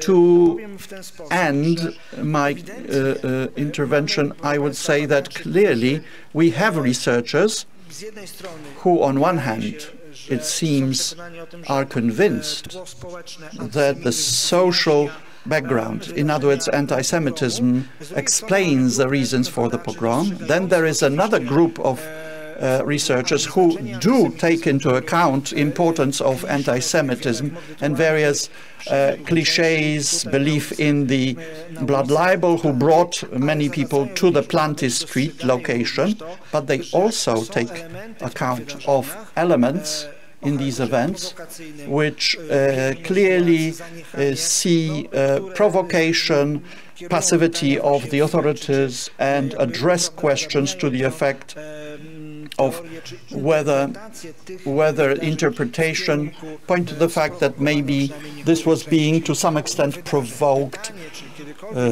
by authorities. Question of whether we can find documents who can deal definitively with this matter that would confirm the hypothesis of provocation. I am rather skeptical about that. But then, on the other hand, the number of questions posed by Professor Szajnoch-Kuszelnicki against the narrative that was being built, or the quality of the research undertaken by Tokarska-Bakir, is again not optimistic. Thank you very much. Thank you very much, Doctor, for a very interesting presentation, and it demonstrates that a lively discussion among Polish historians is ongoing, with the two positions clear. On the one hand, they try to explain the Polish-Jewish relations from the perspective of anti-Semitism.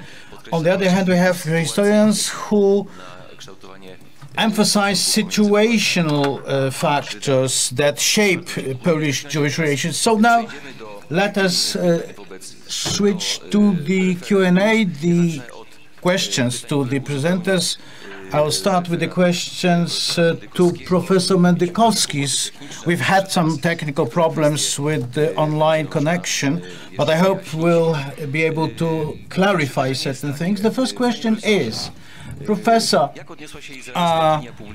what about Israel, about the news of the pogrom of Kielce that has reached Israel? Well, let us start with this. Well, I must admit that as I was invited to the conference quite late, I could not ferret through bigger amount of files, but my impression, at least from a very superficial query through newspapers, that first of all information was late, and I agree with what Professor Tyszkiewicz has said, and Mr. Mateusz Lisak, that a lot of information was simply repeated or overlaid. This was news agency stuff, like copied and pasted or supplemented with some comments. What is so important, however, is that it was well known that there was a linkage with the referendum and the ongoing conflict in Poland, as quoted, as well, but generally speaking, the distance was the reason why go through to the other countries. Well, Palestine, we should call it, under British mandate, or the Jews has called this the Israel's land. The land of Israel during that time was in an unstable condition, full of conflicts. There were terrorist attacks ongoing from various directions. Begin was active, then Lehi joined in, and you can say they are sort of lost in the background of other developments, but that requires, for sure, a longer and broader analysis. Thank you very much. Could you tell us what about the main sources of the pogrom of Kielce in Israel? I'm talking about scientific papers or archives in the records in the archives, or maybe some memoirs from different family members. Well, I'm sure a lot of various documents, especially those produced by the witnesses. But my impression is that there is the following problem, that have to apologize, that these events are in the shade of Holocaust, and they are not as in the shadow of Holocaust, not as well located or researched as the Holocaust and its period. Many different communities, and that in Poland, Polish is becoming small. I mean, I'm talking about Jewish communities. So all these events wane away with time, and there is a relatively small group of researchers who can speak Polish well enough, who can research documents, records. So very few people currently deal with this at the moment. Well, last question. What are the new methodological approaches in research present while to research Polish-Jewish relations and the pogrom of Kielce and relations after the Second World War? Well, I think that my impression is similar to that presented of my colleagues at this conference, that, well, basically you can say that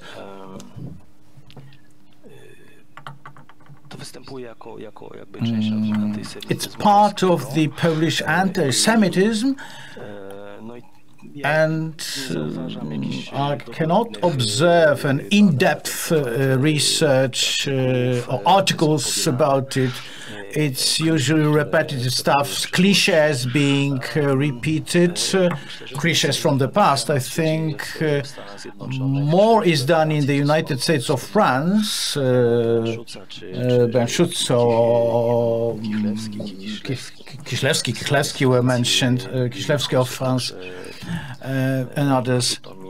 So it's hard to name new research or in Israel, here in Israel. Thank you very much. And now the question to Professor Tyszkiewicz. Professor, how public opinion in the US has related to this media coverage concerning the Kielce pogrom in 1946? Any response, any feedback? You have to switch your mic, please. I want to await feedback. Yes, in Washington Post, in second half of July of that year, there were 3 letters published related, first of all, to not so much the pogrom itself, but related to the statement, as mentioned many a time, by Cardinal Primate Hlond, where in the first letter to the editor that I would like to quote to some extent, they repeated the objections or accusations to critical accusations to this statement, and they, as we mentioned already, but it was out of the context, the part concerning Jews in the Polish government, central government of 1946, and they referred also to the Polish anti-Semitism, while they emphasize very much that Poland, before the war, especially in the years 1932, I quote, was the leading anti-Semitic countries, second after Germany. So we can say that they approached in a critical manner to that statement, saying that Cardinal Kront could have used his influence to be stronger religious bonds. Instead, he fueled the fire further.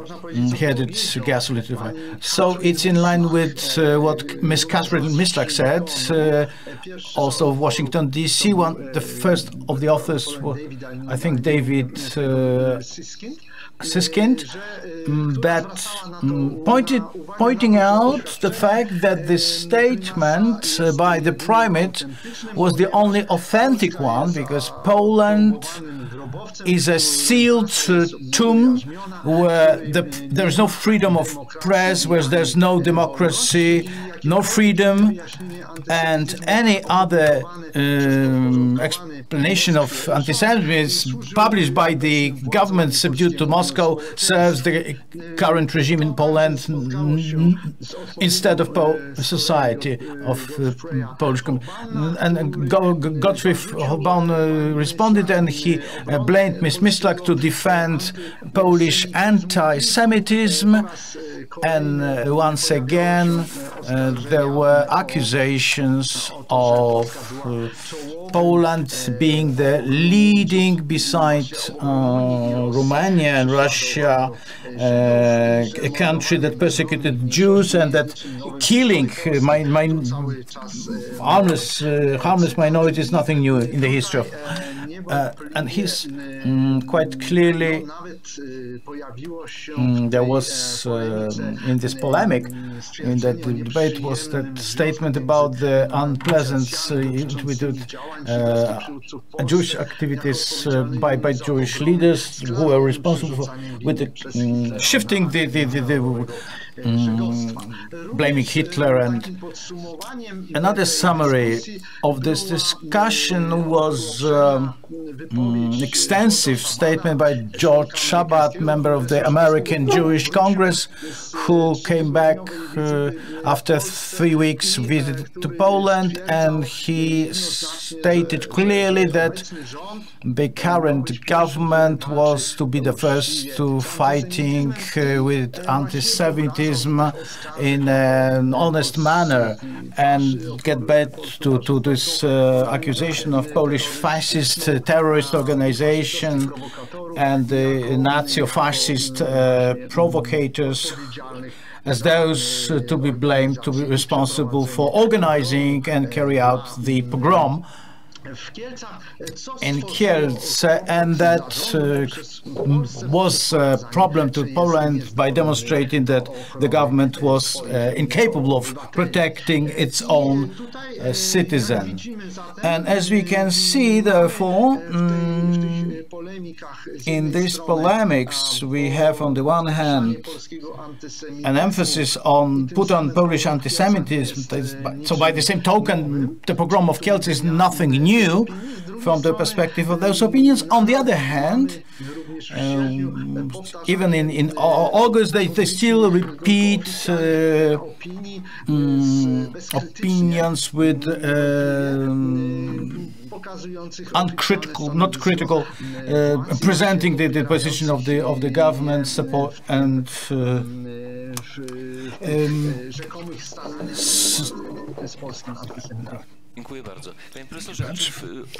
Professor, if we look at this today, is the Kielce pogrom present in the awareness of the American citizens in public debate, in historiography? That's an interesting question indeed, because we could discuss this broadly, but let me just express my disagreement with Mr. Lisak, who stated that there might be a possibility for isolating these murders on Jews after the post-war with the Holocaust, from the Holocaust. But if you look at the new presentation of the 20th century, history of the Second World War, from the perspective not so much military, but the suffering of the civilians, and also from the perspective of Holocaust perceived as the main issue of the conflict, I would come to the conclusion that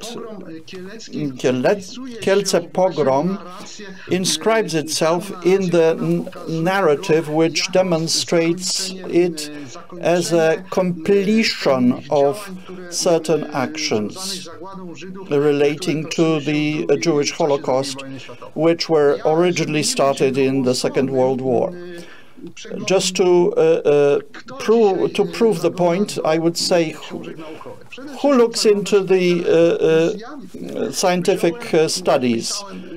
Well, researchers do only. So I put in Kielce pogrom 1946 into Google, and I found an article that I will mention, because it's important for our general discussions here of importance that you have undertaken here and presented here.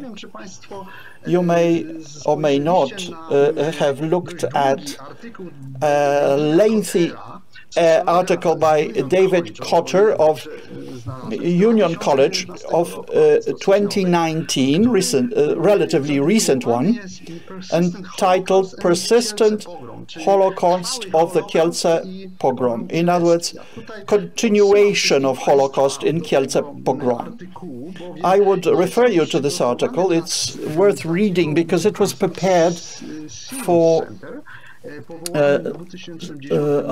Simon Center, created in 2010 for interministerial cooperation in the US, which seems to be linked to the US military. And what does Cotter say there of importance for our discussion? Well, he says that the Second World War ended the Nazi Germany regime, but in Eastern Europe, anti-Semitism continued and increased. But in Poland, it actually sprung up in many places, supported by the church and local authorities. Anti-Semitism, rooted in Polish society, was present before the war. Anti-Jewish violence in Rzeszów and Kraków in 1945 were harbingers of hate that awaited those returning from the Nazi camps. And another statement of importance for the Kielce pogrom. Kielce was the end of hope for return home, and Polish authorities facilitate immigration. The author doesn't mention which authorities, by creating opportunities for the Jews to immigrate without hindrance. Two spasms in anti-Semitism in 1956 and 68 and 69 increased that further. Continued and conclusion is continued anti-Semitism is proof of victory of Hitler's.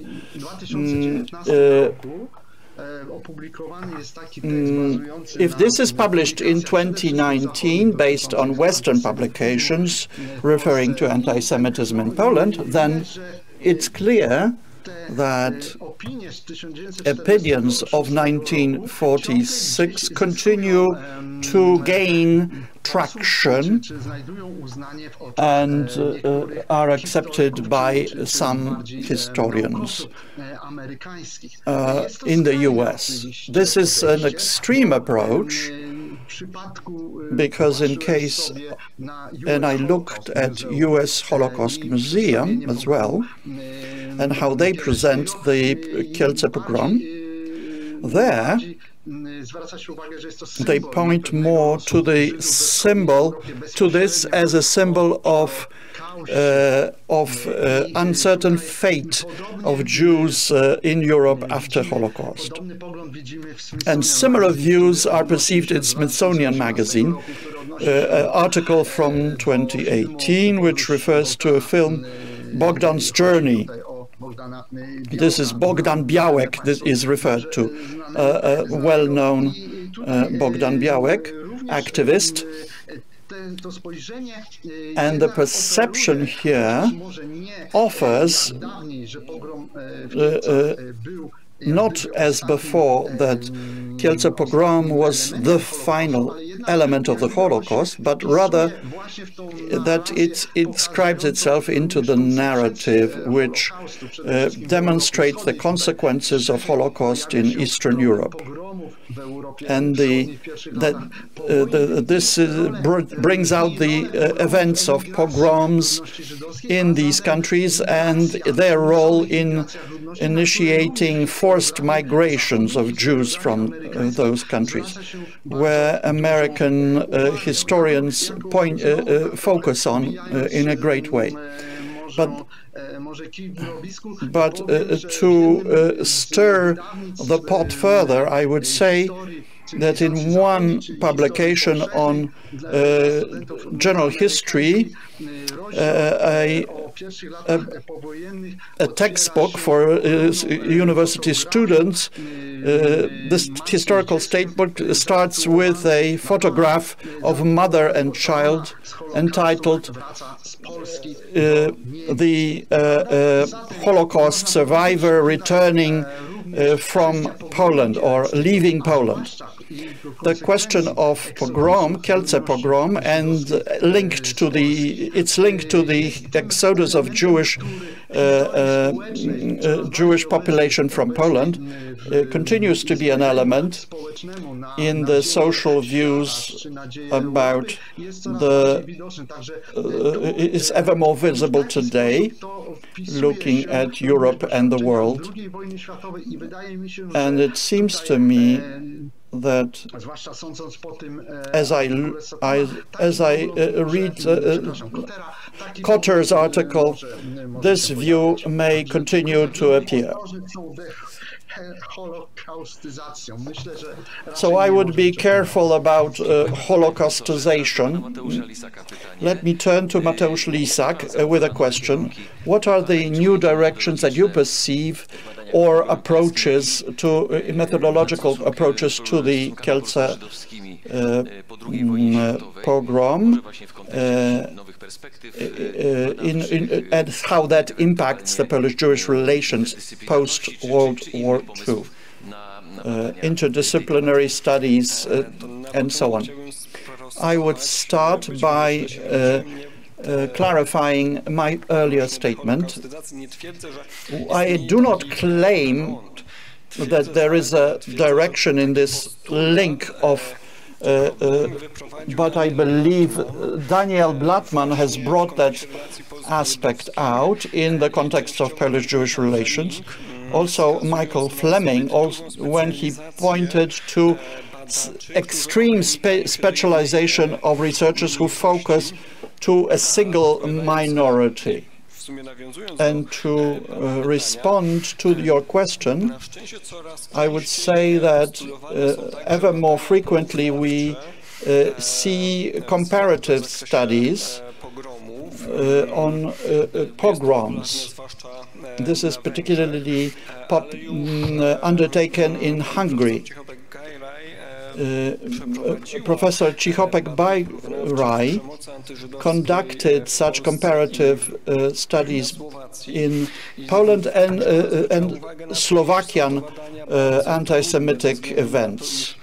This is quite difficult because anyone who tries to compare two events, it's easy to criticize because they would be criticized of not focusing enough attention to a single event, and one denies the uniqueness of an experience of a given group if one seeks to treat those events as typical or one that have common features.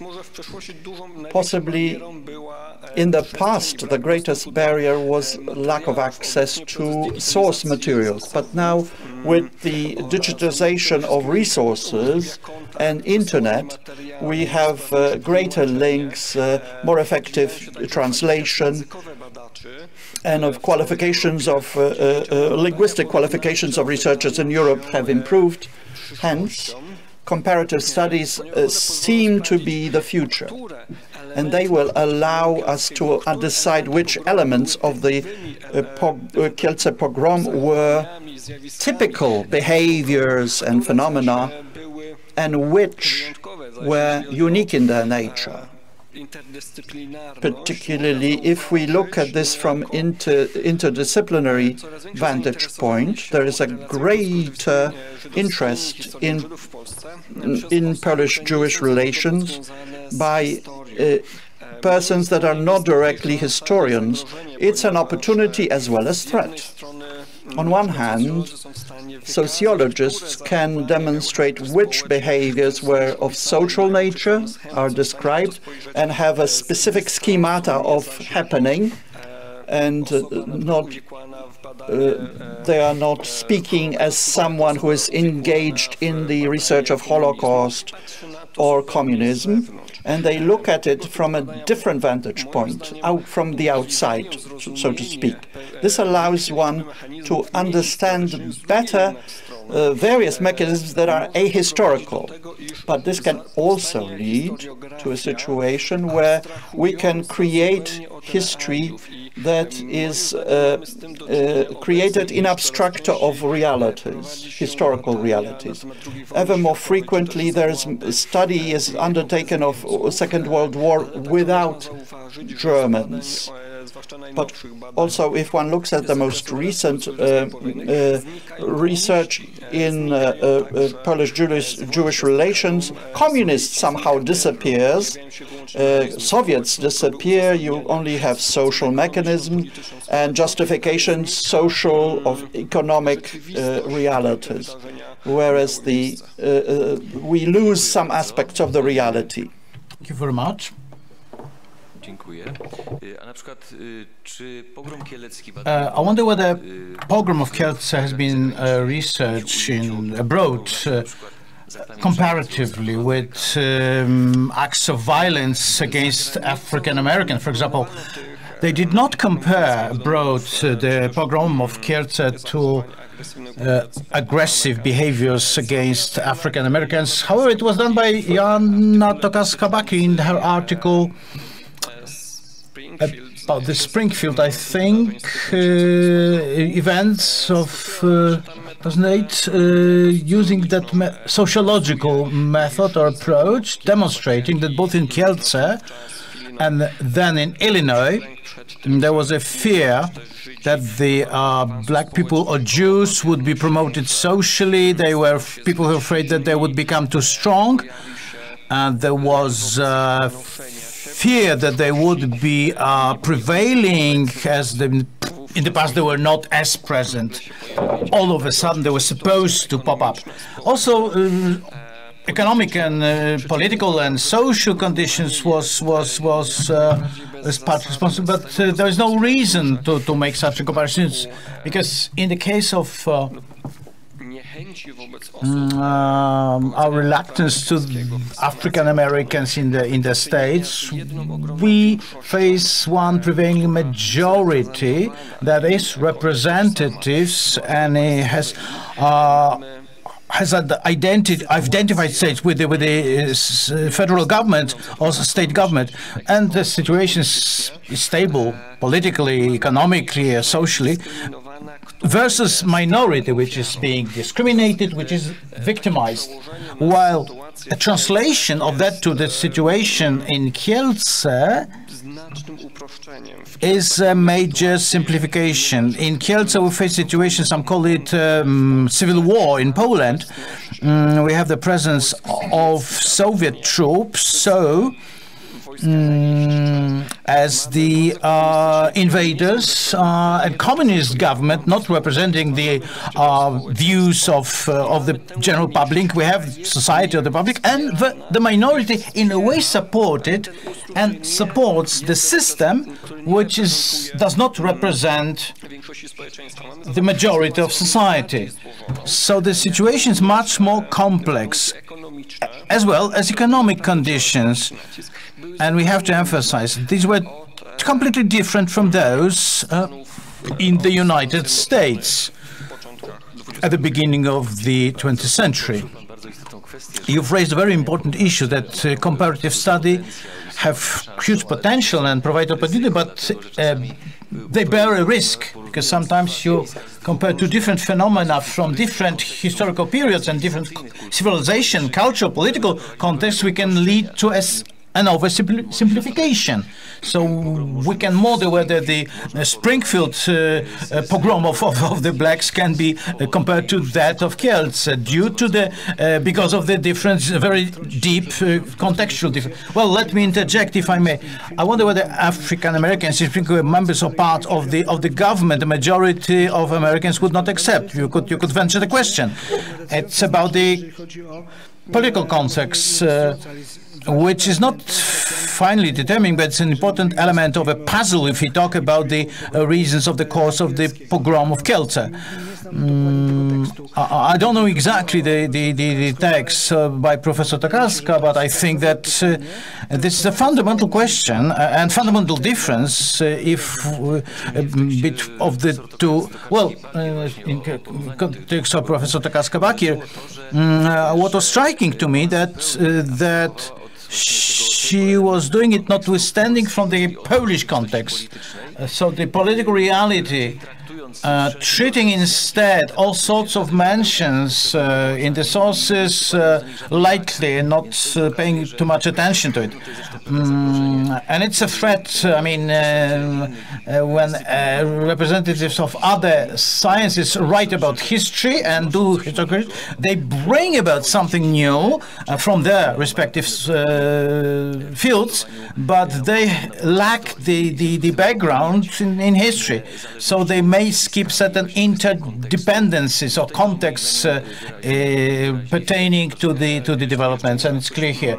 If I may add something, Peter Appor, together with other researchers, have written a short article, only a couple of dozen pages, trying to describe, to summarize all the pogroms in Central and Eastern Europe,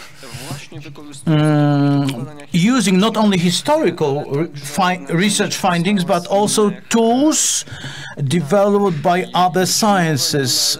So maybe we should approach comparative studies not only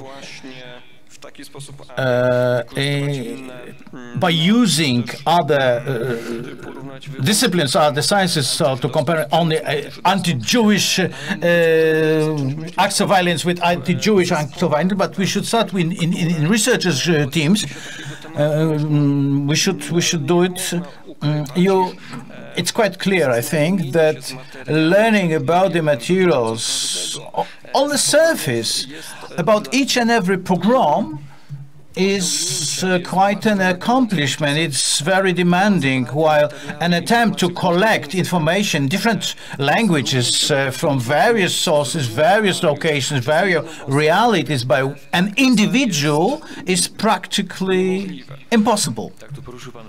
Yes, you've raised a very important issue, because often it should be team effort with representatives of different fields of science, so that anthropologists, political scientists, scientists, sociologists, fully fledged historians that can embed all these accomplishments of different sciences in the historical context, and not to lose what's the most important to understand specific developments.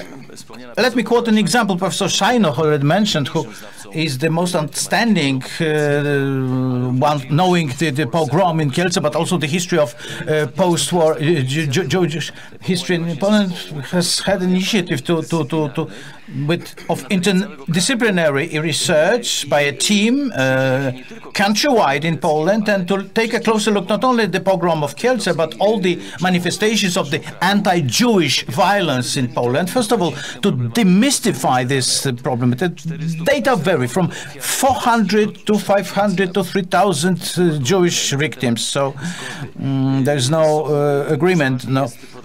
Most often the motive is anti-Semitic or racist as the cause of such violence.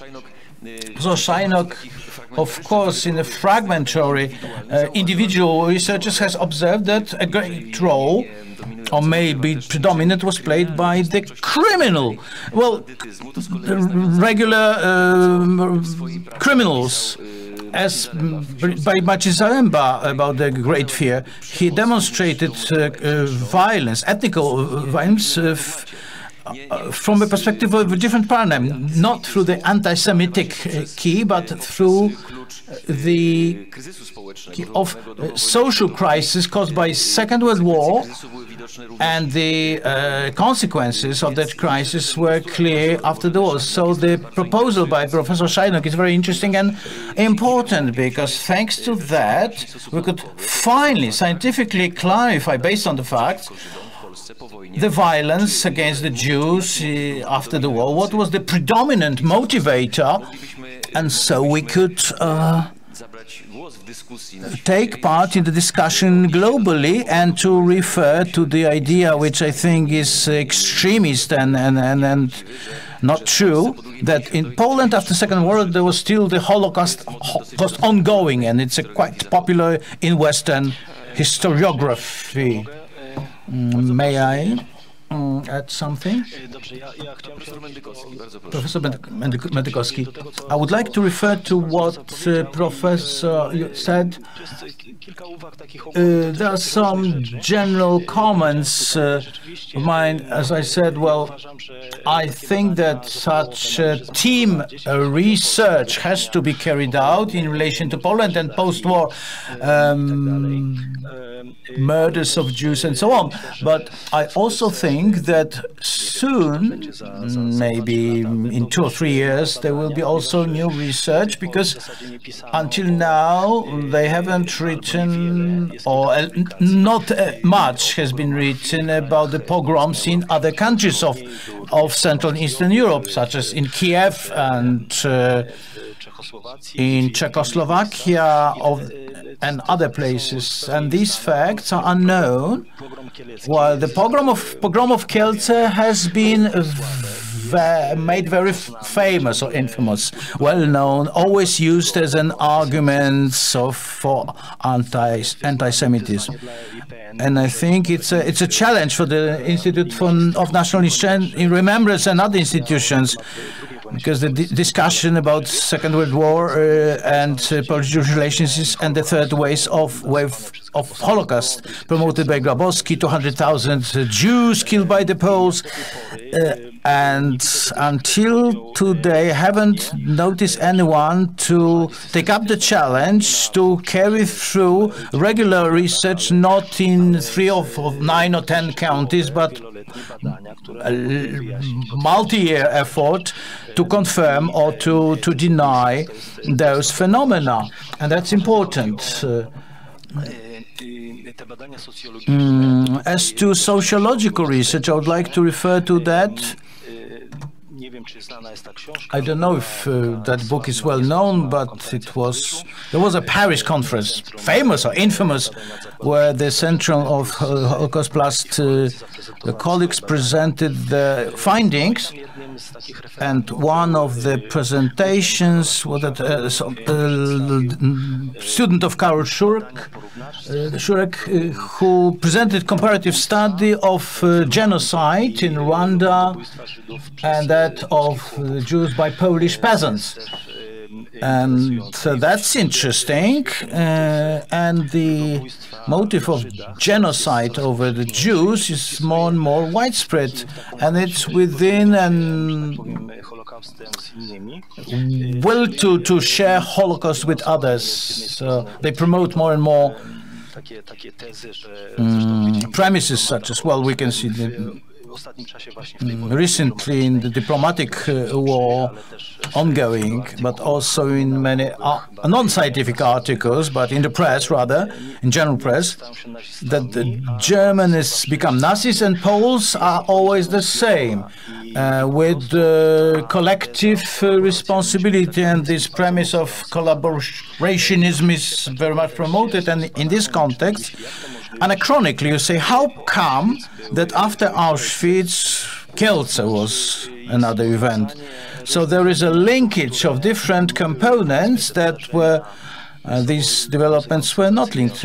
Concentration camps were known, but they didn't know really what happened there, in fact. Not in relation to all, and such anachronic comparisons put in a very bad light Poland as a country that has not understood anything, has not taken a lesson from the Holocaust. So when we talk about research, we have to mention as well that what has been developing public opinion is not research fundings, in fact, but what's on Facebook, what's in internet newsletters. Sometimes these are a couple of hundred words, sorry, and that influences public opinion very strongly.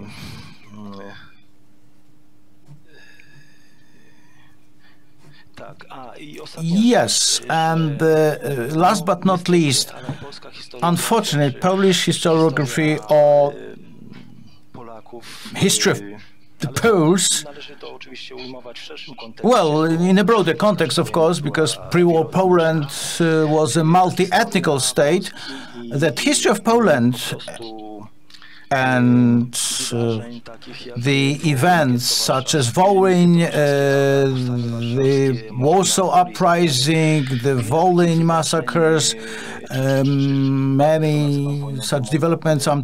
I call it a civil war after the end of the war, or actions by General Anders, I already mentioned, are almost totally unknown, and focusing only on Holocaust or the history of Jews results in a situation that we lose the context, and without the context there's no understanding of how the situation looked like, and hence various conclusions drawn which are often wrong or erroneous. Thank you very much.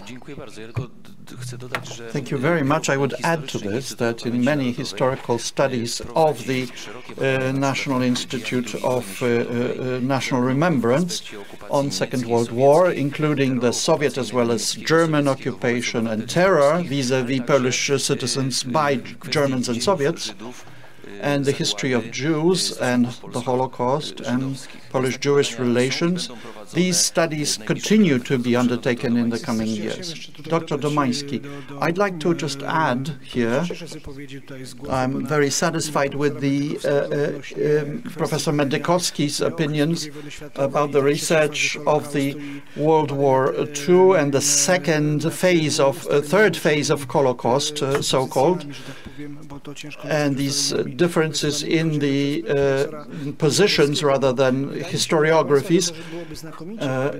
I would say that it would be wonderful if we, through laborious research, we could overcome this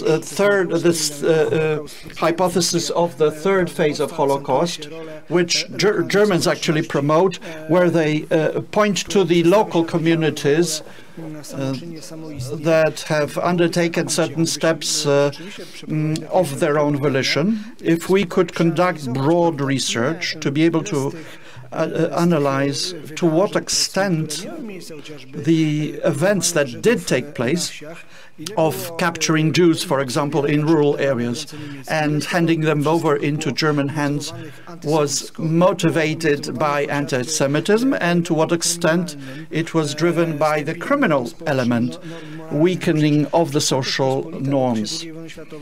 Common criminality during the Second World War was strong in Poland, in Polish lands, particularly rural areas, which is why the instruction 116 was issued by Germans, by Borkomorowski, and then the question to what extent there were events were driven by the sense of being terrorized by Germans and the local communities being forced in actions undertaken by the Germans themselves. If there are publications where the authors state, I am referring to Andrew Kornblatt, where the August trials are mentioned, and he says that majority of the crimes of the August decree were undertaken without German inspiration. Well, I wonder to what extent was this undertaken by formations created by Germans, such as the Blue Police or the rural sentries and German administration. This is important to perception of anti-Semitism. So broad studies to be undertaken by researchers vis-à-vis all of the Polish regions is something that needs to be undertaken, and we need to measure up to that challenge, as Professor said, or Professor Scheinach's suggestions. I may be accused of, I understand, of creating, balancing out these motives, but I believe that violence against Jews, post-war violence against Jews, should be looked at in context of violence in general in Poland post-war, to show how Poland looked after the World War II, and it is not just drawn on Holocaust experience of Poles, but because of the general social relations and the realities of social and economic relations. To summarize our discussion, I would say that today we've heard many interesting interventions. Our knowledge has been broadened, particularly to include the international views on the Polish-Jewish relations post-World War II. We learned how American media, Israeli media perceived this immediately following the events of 4th of July 1946. We also looked at the analysis of the picture of Kielce pogrom in Western historiographies, particularly in the US. And the views that were developed in the West for various reasons is quite different from the one present in Poland. But we need to underscore also that there isn't a uniform view of Kielce pogrom and Polish-Jewish relations post-World War II in Poland itself, because the historians continue the debate.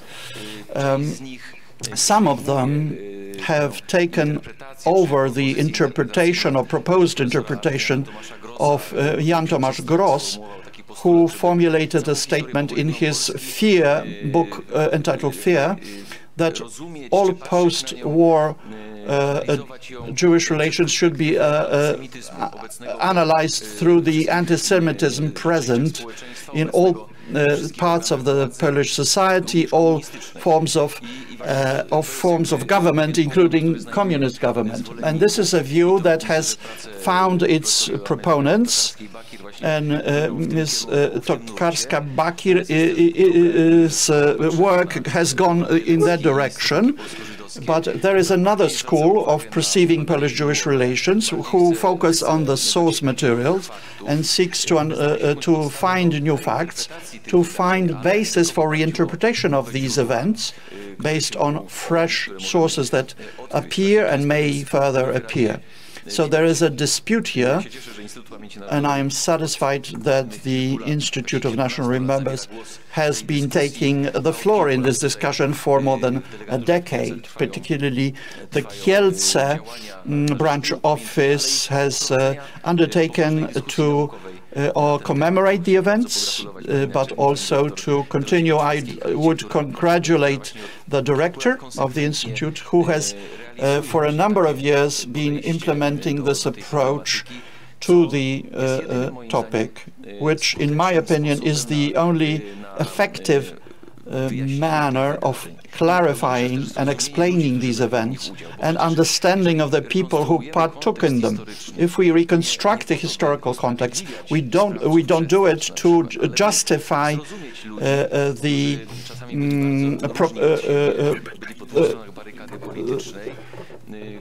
perpetrators, but we looking at people who have seen and participated in violence, and to understand the reasons and motives that drove them toward the violence then.